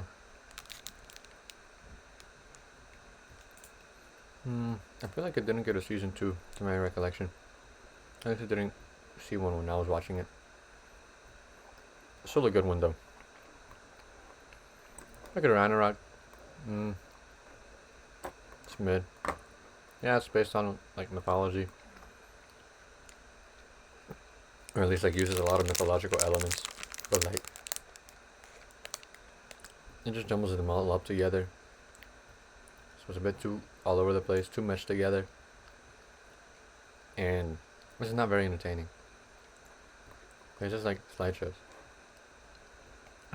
Recovery of an MMO junkie. It doesn't beat you. Like it's a sweet love story between two guys who, well, a guy and a girl, like two persons, two people that just really like video games, and they played too much of them, but they ended up meeting because of them, and they ended up together.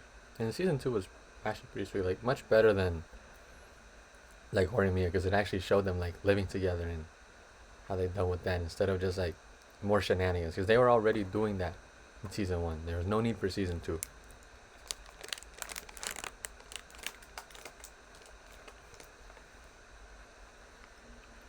Red Line was a very good movie.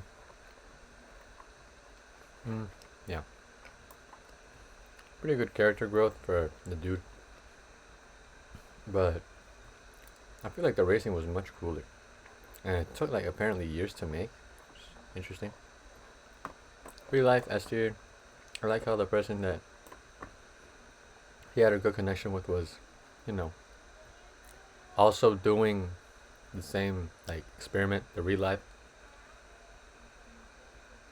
Good love story between them. Remake Your Life. A tier. Both me and my girl like this anime. Where just this guy goes back to do what he couldn't do in college because he took the safe route, and he's having a good time, you know, following his dreams. Domestic Girlfriend, F tier. Rent a Girlfriend is what this is called. F tier. I mean, just the title tells you. Oh, the food one. Restaurant in Another World. A tier. The food looks real good. I mean, that's about it, but like, it's chill. Like, there's nothing about it. Like, you know what you're getting into. Okay, this stupid bitch keeps killing himself, and it's so annoying. And he doesn't do anything. He's such a shit ass. S tier. Makes me want to play golf. Awesome.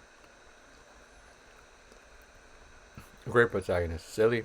I also like the protagonist because he reminds me of like how my dog would be if he was a human. Like, at least that's what I feel. I don't know. It's also just fun to see how overpowered he is. And how he keeps overcoming like his losses and his weaknesses. And also the other characters as well. Like they have their own things going on, and it shows them progressing as well. And it's nice to watch. Romantic killer, A tier. You know, kind of left off on a bit of a cliffhanger, but I'm not too sure how they could, keep this up. It's a very good show on like her and romantic interest. Rosario Vampire. It was entertaining, but like too fan service heavy. Like there's no real plot. Like, yeah, it's entertaining and silly, but there's like nothing like that really happens. Now, Run with the Wind does get an A tier because it's a nice track anime, and how they're growing past their injuries and what like their insecurities that were holding them back from like doing their best. I don't think he like, I don't remember if he ended up like winning or losing, but he definitely grew as a character.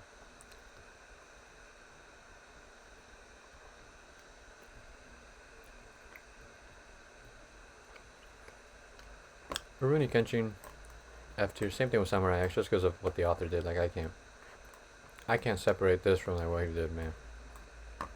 And it was like an okay show, but even so. And like second grade, like this is just like kind of boring. Like yeah, the guy likes zombies, and I think she's a zombie girl too, but like most of it just it's about resurrecting his cat.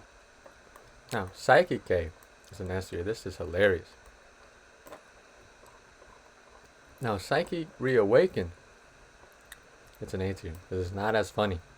I can tell they're just trying to keep doing what was already happening, and the ending was okay. It was just like, oh, we're gonna keep doing this. Oh, and how he just like accepts how he likes living with them, his friends, and that's okay. But like he already did that here, so like remaking his character arc was kind of annoying.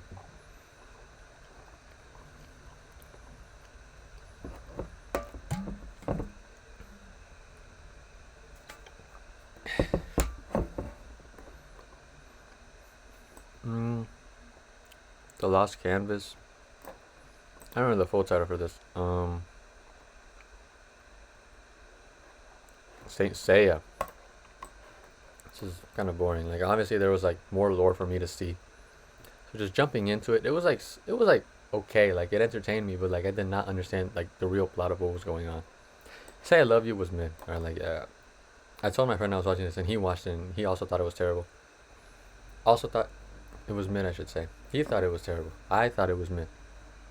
I know it didn't make sense there, but I've been doing this for 3 hours, okay? Please be patient. School Days, S tier. This is such a good anime. Like you would never expect what happens to happen. If you know, you know.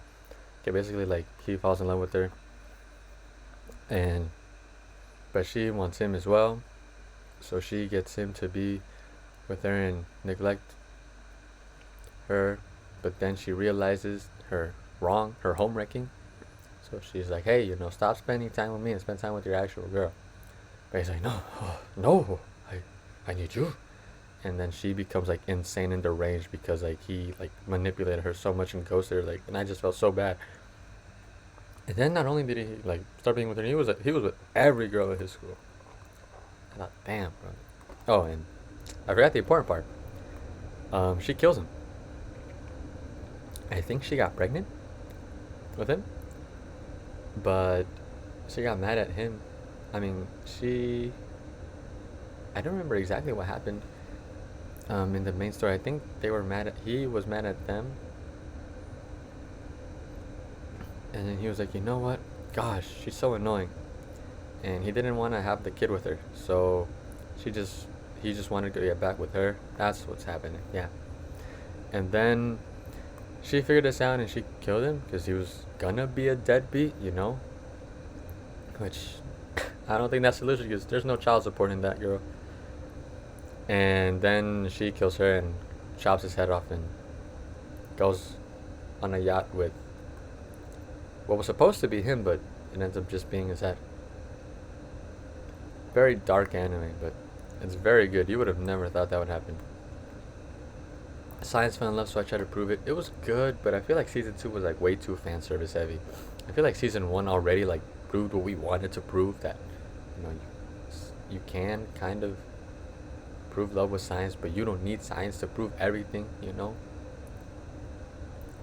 because the main thing that science does to prove is to prove that you can't disprove it, but you can't do that for the method of approving, if you know what I mean. Scum's Wish was also quite good. Not S tier like School Days, but it's good how they grow. And he wants her, she wants her. Or want each other? No, they're with each other. But they wanted all of these people. Yes, yes, yes, yes, yes. That's how it was. I just could not see them. And like these were so back in my memory, but now that I'm remembering, they were very good shows. And like yeah, they do a bunch of messed up stuff like just like using others, like just lust, okay. But and yeah, like they go through messed up experiences, but they end up knowing that they're more than just like their lust, and they don't end up together because that's not what this show's about. It's about just them overcoming their lust and realizing that they don't need to use other people as objects to be happy. Serial Experiments Lane, I'll give it an A tier just because I gave it an S tier with Evangelion just because like it's as freaky and eerie as Evangelion, but this just doesn't really have much of an ending in the sense that I don't remember it actually getting resolved, like all the stuff that was happening except her just like disappearing and it just stopped, you know. Wasn't like this where they like stopped the third impact, and it reset the universe. But this was very good. And you don't seem to like that was very catchy. Right? And the fact that she's going through it alone too, very, very good. Can also be relatable. Because like a lot of these are like group anime, like with friends, but like seeing someone do it alone can be impactful to show you that you can do stuff on your own too. Alright, you don't need stuff from anyone. This D tier, F tier, I don't remember. I'll put it in F tier just because it was just pure fan service. Like it was supposed to be about like these sins fighting each other, because like they're like thing, but like it's sins. Like what is that teaching you? But also it's just like fan service heavy. It's not like the devil is a part timer, where it was like somewhat funny. D tier because the second season was so boring. I was just waiting and wishing for it to end. All right. Shimonetta. Put this in B tier because it was funny. I feel like it was a bit too over the top though. Like yeah, they want to bring back 30 jokes. There's like a big ban on it, but I feel like she just goes way too far and it's just like not that funny. Shonen Mei, like this kid just is taken in by his uncle, and he's rich, but like he feels the need to become a maid to pay it off. I just don't feel like that was necessary. A Show by Rock, I don't know how Siri got activated. Show by Rock, D tier, like this is just such a dumb anime. Like it had no real point to it, and just like how they wanted to rock, but they were all like mice and animals, like, and it was all CG. It looked like a cartoon. Like it wasn't even anime at that point. Cheers to Jaeger goes in C tier only because like actually I'll put it in B tier because it's like a pretty good story, but like you don't really get attached to the characters like that, and like they're not very charismatic.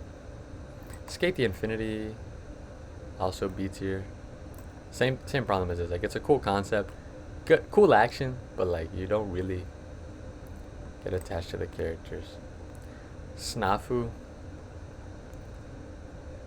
Put this in B tier only because I feel like they could have grown way more. Like you could have given him some friends, or like had them like either her or her have like a romantic interest with him. But they just all sort of like go on their own ways. Like yes, they grew, but like how much did they really grow? Because his thing was that he was like very unsociable, but he never really grew to be sociable. He just grew to be comfortable, which is good. But like, you still should be sociable. And like, yes, Serial Experiments Lane shows that you don't need anyone, and yes, but that doesn't mean like solidify yourself and be alone all the time. Snow White with the red hair. This was just like, I don't even remember what this was about. It was just kind of boring. If I'm being honest, I don't remember shit about that one. Okay. Summon Spider so D tier. This was so boring. Right? And the CG was hideous. The story had no real plot to it. I don't even know if it has a season 2, but I don't fucking care. I'm not watching that shit. Sonic X, S tier. Excuse me. It's just so iconic, especially seeing how it was its own take on the adventure games. It had everyone, and the art style is really sick too. And the theme song, Gotta Go Fast. It's awesome. Sunny Boy, freaking monkey baseball, dog. Like, I'm sick and tired of that monkey baseball.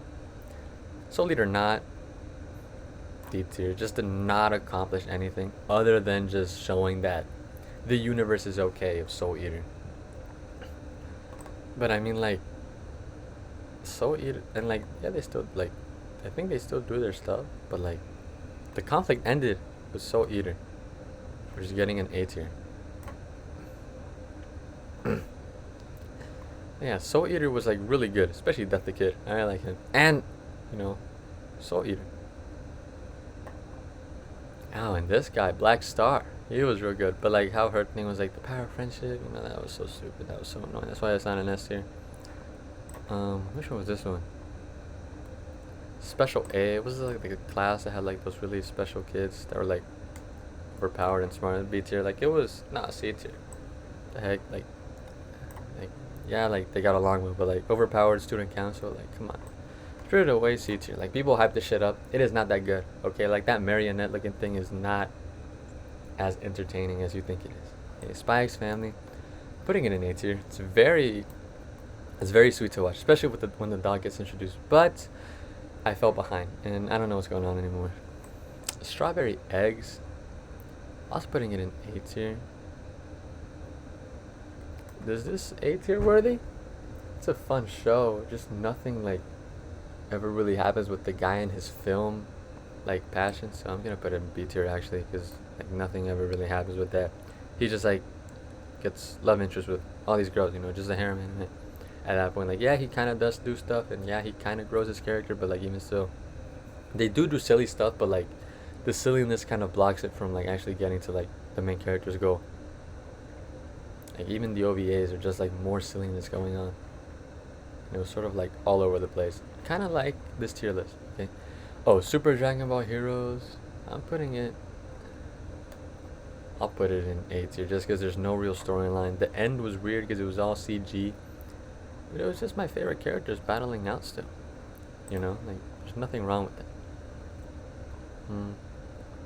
Oh, Suzume. Is that what this one is called? Yes, it is. It is. Suzume, this is pretty good. You got the one thing that hit the thing was like something that like really messed up their world. So there's this door and they try to go back and stop it from happening, but they're both like stuck in different times, trying to communicate each other and not lose each other. A tier. It's good. Sword Art Online. A tier. Actually, I might lower it to B tier just because of that weird thing with his cousin. Although he did reject her. Obviously, I don't even think he really knew for the most part. But even still, it was really weird. You know?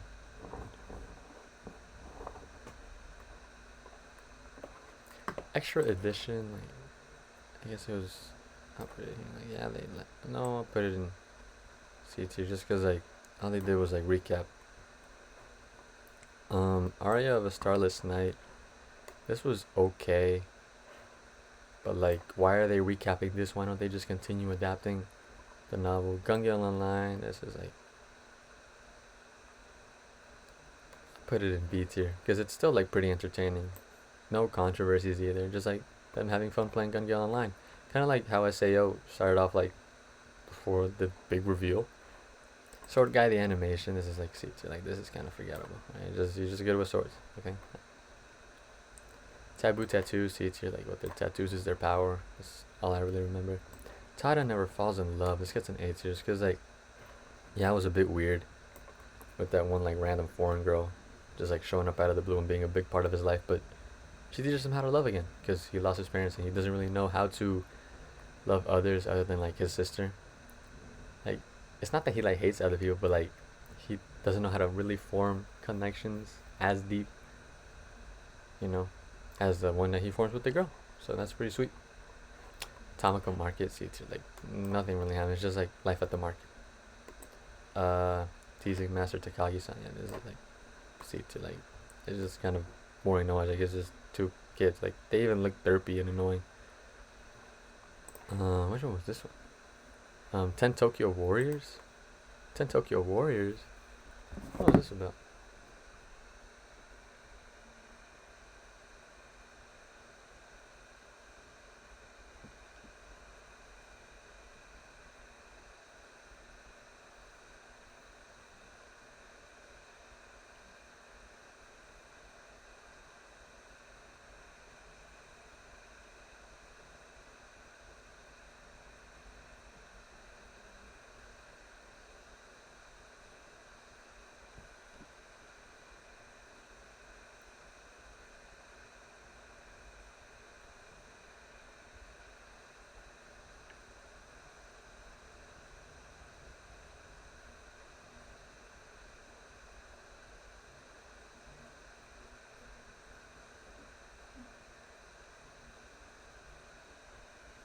The heck? Apparently there's like, what?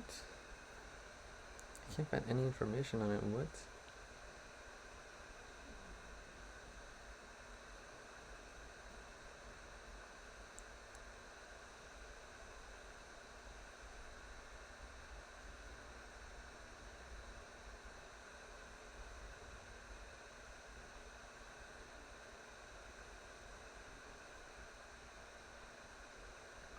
Yeah, like it wasn't very. Yeah, like it wasn't very monumental because I even forgot what it was about. It was just unlike the other one, like the Holy Night. It was like a short 6 episode OVA. Like it was somewhat entertaining, but like it was just about like how you needed the 10 people to stop the demon from wreaking havoc. You know, Terraformers, Sea Tears. Season 1 was okay, but then it just kept going on and on about it. Like they never really got to the point. And season 2 was about like sending a rescue team, but like I don't even remember if they accomplished the mission. I don't think they did, which is even worse because like just more people stuck, and it was all just like a big government play that they send like these poor people out to space, to explore, while the rich people just stay at home and do jack shit and keep fucking up the environment. The Eighth Son, are you kidding me? It was silly, but like not too memorable. Okay. Hmm. The Asterisk War. This is pretty good actually. Remembering what it was about, it was alright. It was just like this war that was going on, and them two have cool power together. Pretty basic, but it was still entertaining. You know, the detective is already dead. This was actually kind of a sweet story about their relationship with each other. I liked it. It gets an A tier. Okay, like it was a good action, but also romance one, and how he kind of grows past it, you know, and gets back to it. OMG, I see the end. The Melancholy of Haruhi Suzumiya.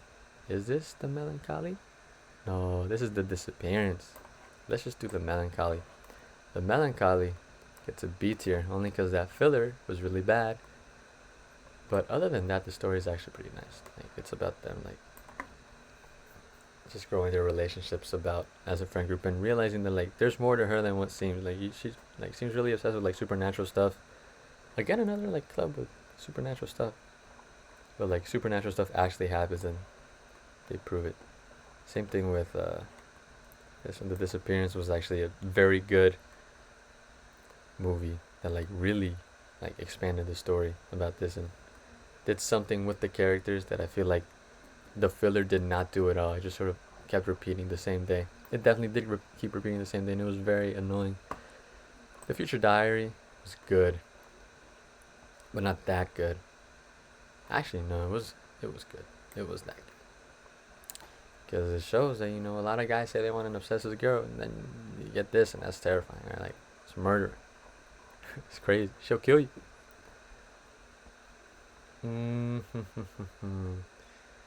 Why aren't some of these loading? It's kind of scary. There we go. Okay. The girl I like forgot her glasses. This was a nice, sweet anime.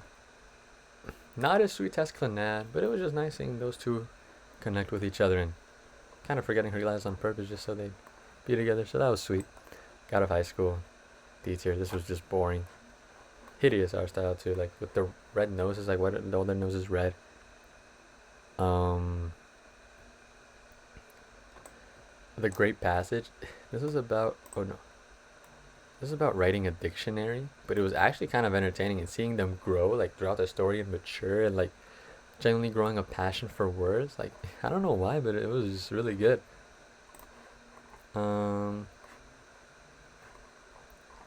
What's after this? No, that was not the Grim. The greatest demon lords were born as a typical nobody. I mean, this title speaks for itself.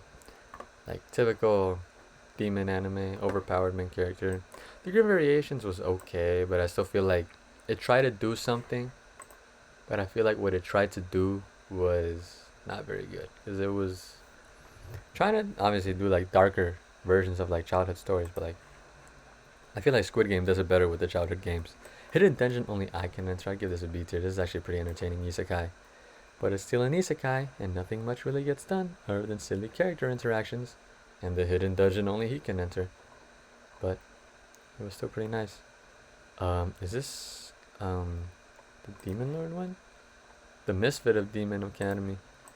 Okay, this gets a C tier just because season 1 was pretty entertaining with how overpowered he was, and it wasn't that bad because he was still charismatic. But season 2 had like that weird tree and like so much time travel that I was just gone. I was gone. And yeah, the moment you fall in love, this is the one that fits in with I've Always Liked You. This is also A tier. This is a very good movie, very sweet. Okay, now I believe it's their relationship, and I think she sees that he's with someone else, but she gets jealous and tries to get down to the bottom of it. And I think they do end up together, and it's pretty sweet. Like they all end up together, like from the friend group, but like it doesn't all happen like in the same movie. Like that one is like its own couple, and this one is another. But you do see them still in the background interacting with each other, or like when they're a part of a group, it's just from a different perspective and different thing going on, which I like. Promise Neverland, see too. Like this season 1 was good, really good. Season 2 was terrible, so I'll balance it out and put it as C tier. Nothing controversial, but it's just bad how they did it. Alright, the pacing was terrible. How could you? Same thing with the Shield Hero. You know what? I'll put the Shield Hero in B tier. Only because season 1 was very good. Season 2 was terrible. I even forgot that turtle was even there. And then season 3 was okay, kind of returning to the formula. But it wasn't bad. Okay, but it wasn't like anything crazy either. It was sort of just them trying to like pick up the pace. Kind of like with a game series that like flops a lot with like their creative direction. So they just take it safe. So it wasn't bad, but it wasn't anything crazy either. The Castle in the Mirror. This is kind of good. I liked it because it showed that they all grew together, despite not really wanting to interact with other people. Like they were all from different times, but they all ended up together, and they all ended up growing past like their difficulties and whatever's troubling them together, like with their help. Like obviously, like through their like advice and like just comfort of knowing that there's other people going through stuff, and they can help you and you can help them, and you'll all be better in the end.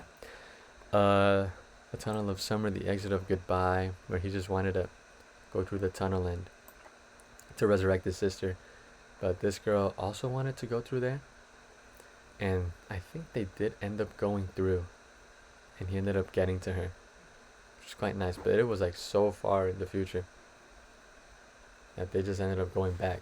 No, they almost ended up going through, but then they ended up going back because like they're okay just being with each other, because even though he wants his sister back, his sister's probably okay because she knows that like her death is not his fault, but he still blames himself for not taking good care of her.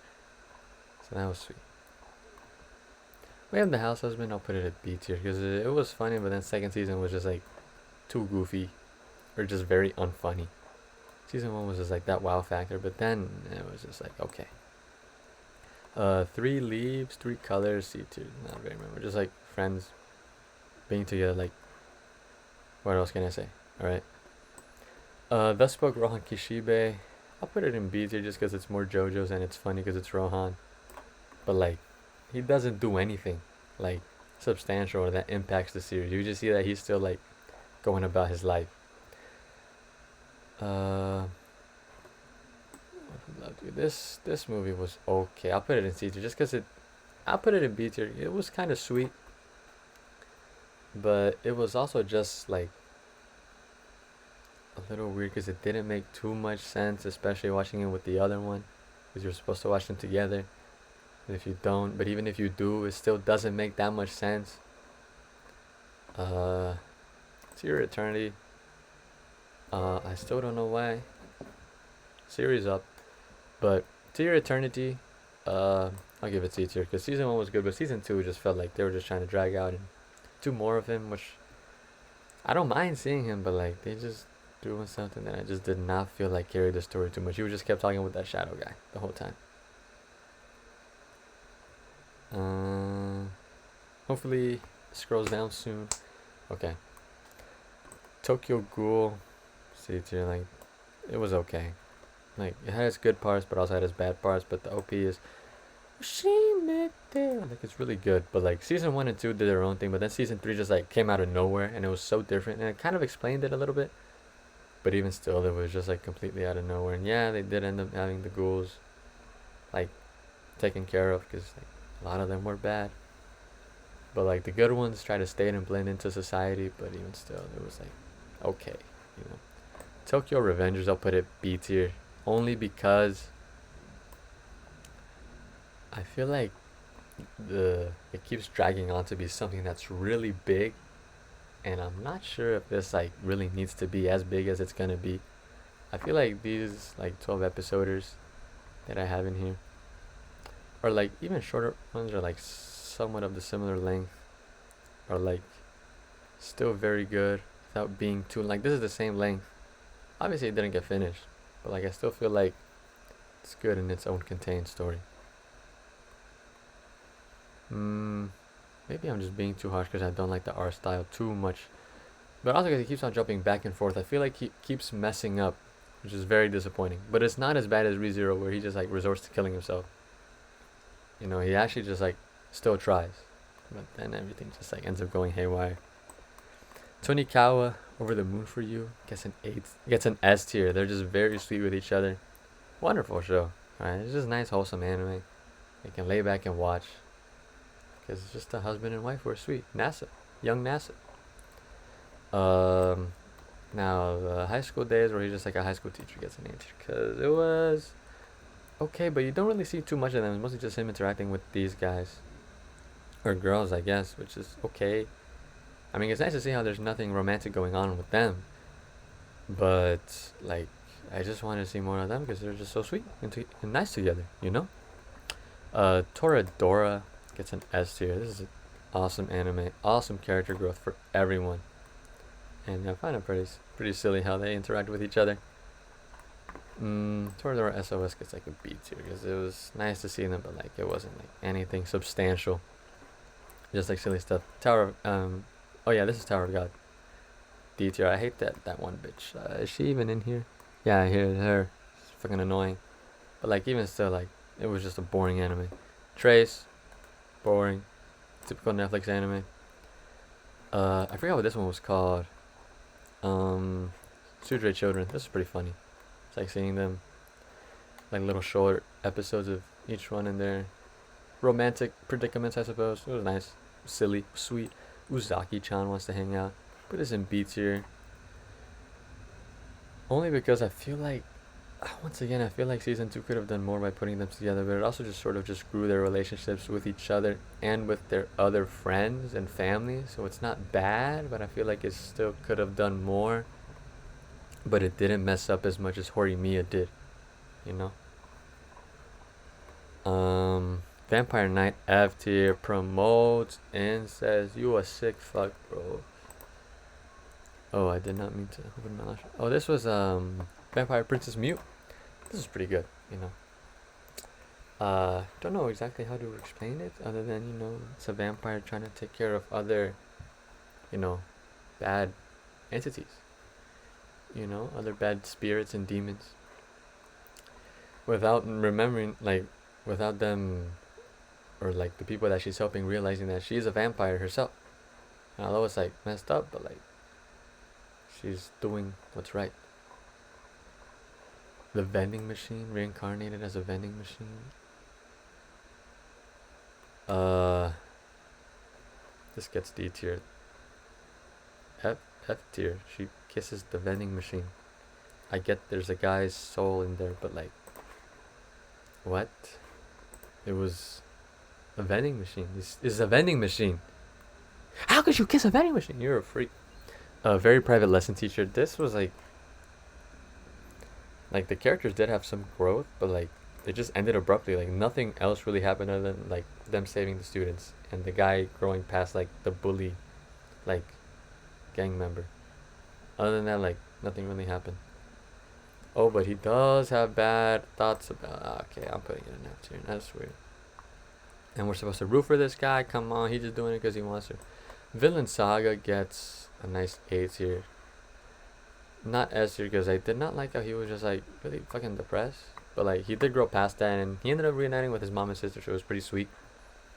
And he really ended up growing past like, yeah, he was like really fucked up over the death of the king because he was the one that wanted to kill the, no, the death of the bad guy I should say, because the king killed him. But he ended up growing past it and realizing that he's a good guy, you know.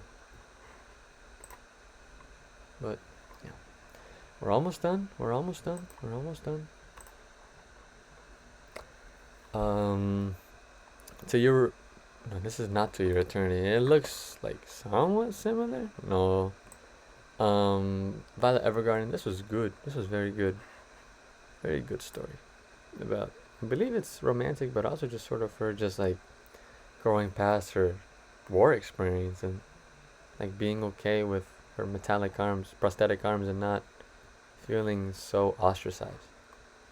Viral Hit gets an A tier just because it's very.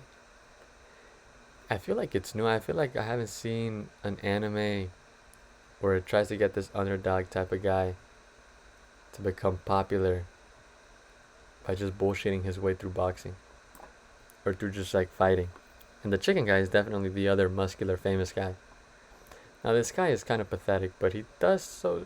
It is entertaining so to watch and to see them grow, even if it's ever so slightly. Weathering with You. It's good. It's a nice romantic story between them. But yeah, like it's really sweet in it. The weather, like the visuals are awesome, you know. And their connection is nice too. White Album.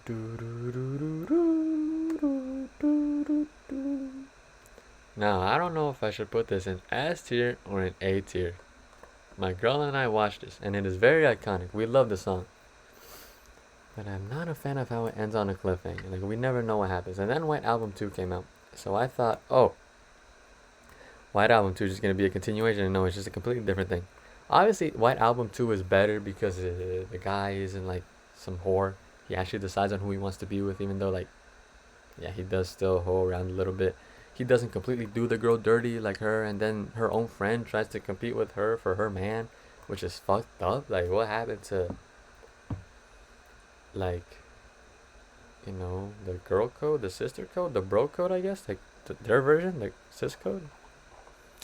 Shitty, but it's still very entertaining. Why does Siri always turn on? Why the hell are you here, teacher? After this is just damn near hentai. Okay. The Wise Man's Grandchild? Is that actually what it's called? Wise Man's Grandchild.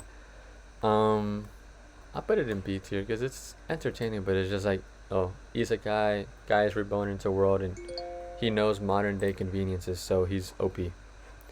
One Direct Priority, D tier. This shit was so boring. Everyone always hyped this up. This was so fucking boring. Okay, World Trigger. I'm putting this in A tier only because the beginning was so boring. Like the first few episodes, like at the beginning of the show, were very boring.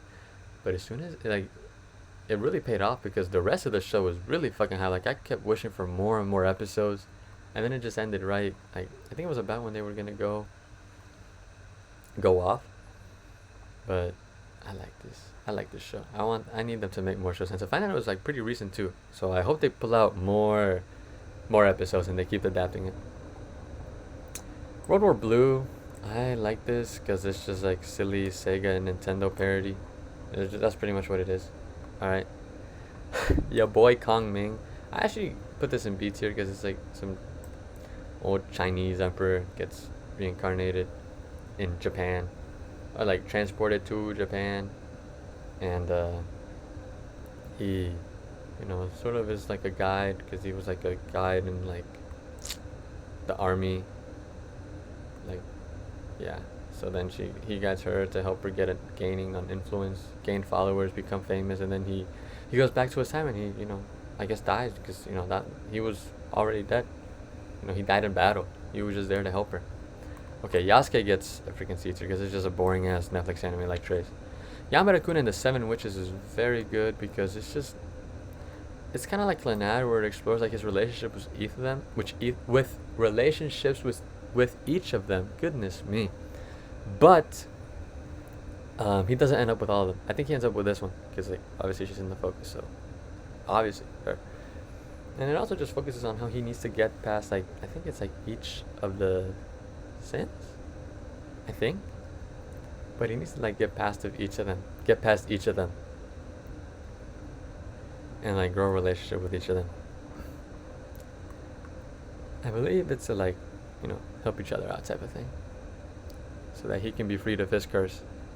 Yoshika Nusara, F tier. It's goodness me, like, and it didn't happen until the ending, like that they actually like there was a thing where he was with them and then he was with them, and I was like, oh, so this is like a thing where he's with like the storyline like with amnesia, and then like I see them together and I'm like, oh my goodness, no fucking way. And then in the end, like the canon ending is that they end off like running away together and living together like romantically, and that was so sick and gross. Your Lion Emperor also gets an F tier because it's such stupid shit, bro. Like the whole title bases itself on Her Lie in April, and she fucking died. Okay, and that was like the main thing that everyone cries about. And it was still such a boring ass anime. Like it was just like them doing the music thing. Like yeah, the music was cool, but then like the whole premise of the show and her not getting close because of like her illness that was killing her was so stupid. Like they could have genuinely grown an awesome connection if she had been honest and not had that stupid lie in April. Now Your Name, it's an S tier. Always wanted to watch this. Finally watched it with my girl, and it was really good. All right. The whole switching bodies thing and them looking for each other and ending up falling for each other and like having a good communication with each other throughout it, and how like creatively like writing on themselves, which was pretty nice. It was pretty sweet. Yu Yu Hakusho gets an S tier. Goated anime.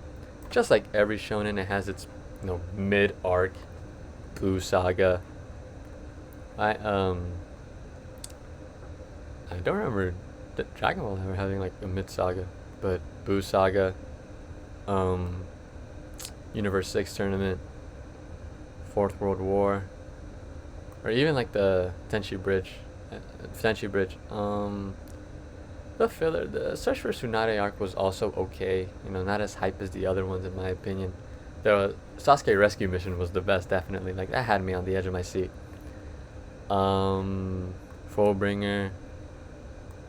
Like each one has it. Like this is the last one was bad, but the rest of the show is goated. Especially the tournament. This has got to be like one of the best tournaments, other than the one where Goku, I think it was the 23rd, where Goku finally beats Piccolo and wins the championship. Like these two are like neck and neck for like peak, because this was such a good anime, and the cast too.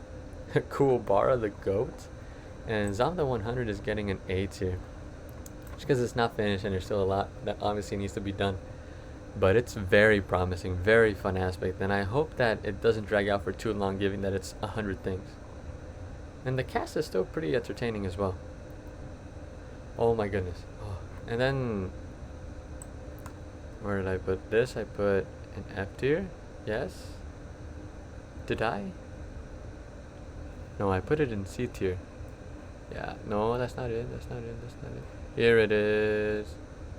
I'll put it behind, you know. And then Yamada Kun's first time. No, I think it was in B tier. Yes, yes, yes, yes. There we go. There we go, everyone. This is the tier list. I did it. I don't know how I feel about all the time that I really wasted just like watching all these anime, like some good, some bad, but I would not know if some of it was good or if some of it was bad based off of like just by reading it, you know, like you have to watch it. And you know, some of them actually end up being good, like World Trigger. Like, yeah, they end up kind of mid in the beginning, but it ends up being real good once you get to it, once you get to the action. You get to the juicy part, you know, kind of like some foods. Like, they taste a bit okay in the beginning, but once you get to the center of it, to the custard filling, whoo, whoo, I could go for some of that right now. I'm still hungry. But if you watched all, basically 4 hours of this, thank you. You know, I don't know why you would watch this. Maybe you watched it at 2x speed, even though I talk kind of fast sometimes, so it's kind of hard to understand. Maybe you're just taking a really long shower. Maybe you're cleaning your house and you want to know where I'm gonna put it. I don't know, but thank you for watching. You know, anime is kind of a big part of my life. Sort of started watching Naruto because I was just bored and home during, you know, COVID. You know, it was what, October 2020 when I just started to watch Naruto. I remember I had a friend from elementary school. He watched anime and I asked him and he said that it was pretty good. So I watched it and that's when the addiction started. I'm also glad that my girlfriend watches anime because imagine if she didn't, I'd have to like be like, come on, babe, it's good. You know, kind of like how everyone else was with anime when I thought it was weird. You know, they're like, come on, Kevin, you know, anime's good. Oh, she making French toast. I would love some fucking French toast right now, dog. Maybe I'll do like a different tier list. Maybe I'll do like a Switch Games tier list. Maybe I'll do like Bleach arcs, Bleach characters. Same thing with Naruto, Dragon Ball, One Piece. You know, because like I'm caught up on One Piece. At least the anime. You know, I know that they're on Elbaf right now in the manga, and they're like exploring about Loki. But all I really know is that the prince's name is Loki, and that they're in Elbaf. But I don't know exactly who is in Elbaf. I am very curious as to how One Piece will be now. I am a bit worried that because I just binged it all, you know, like I just got up, so there was fine because yeah, some episodes were a bit slow, but I knew that there would be an episode after, you know, kind of like with Naruto. But like watching it, like as it was coming out, it probably left you really hyped for the next episode, but also kind of disappointing that nothing much really happened. You know, like these anime are awesome, but it's even more better to binge them because I feel like you just get to genuinely feel the whole intended experience, you know, because it's not really meant, most animes other than like Psyche K aren't really meant to be experienced like episodically, like once a week or once a day. You know, mostly like maybe like twice a day, like 2 episodes a day would be like a pretty good thing, or maybe even like 4 if it's like after work or after school, you know. But you know, I might do another one like once I graduate, God willing, all will go well. And yeah, God willing, in Jesus' name, through the Holy Spirit, it will go well. And I hope that it goes well for you. And big thank you again for watching this. God bless you. I'm sure you're just as bored as me. You know, bored enough to watch this instead of watching anime, huh? But this is my tier list. I'm pretty proud of it. Not too happy how I forgot some anime, but a lot of them were just like a bit forgettable, especially because if they were short, like I sort of just watched them in one day and just kind of forgot about them. Like a majority of the anime on this list, like maybe half or over half, I watched during COVID. Like I watched from like October until August of, or like the start of September of 2021. So I was just bored at home, like I didn't have nothing else to do, you know. So I watched anime and I played a fuck ton of Mario Kart. Yeah, I love Mario Kart. Excited for Mario Kart 9 though. I saw the trailer for the Switch 2. It felt very like fine. If you guys want it so much, then come and have it, you know. But I don't care. Finally saw it. Disappointed that it's not gonna come out until April and my birthday's in March, so I'm not getting it for my birthday. I'm gonna just have to work and save up and give it to myself afterwards, but pays off to work hard and treat yourself. But I think I'll end the episode here. Thank you for watching this. I still have to go edit this, but that's gonna be another day. I've been here for 4 hours. I hope you have a great day, great life. If you know, don't know you, but now you know me. You know, supreme shit ass. I genuinely look tired, don't I? Goodness me. I hope you can't hear my computer fan over the mic. I don't really care. I always like people always mess with me because my computer tends to overheat and really overuse the fan. But I love this guy. You know, it's got the touch bar, and I love the touch bar. It's very convenient. You know, you can just fuck around with it and use emojis, which is really cool. But I think I'll end it off here because now I'm just rambling. But it's nice to ramble on a video, you know. But thanks for watching.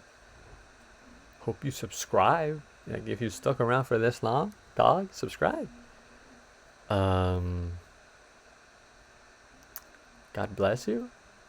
And you know, watch some of my recommendations. You know, some of these. Do you ever notice how like Hispanics like point like this? You know, I remember I did that one time and this guy thought I was like blowing him a kiss and I was like, bro, what?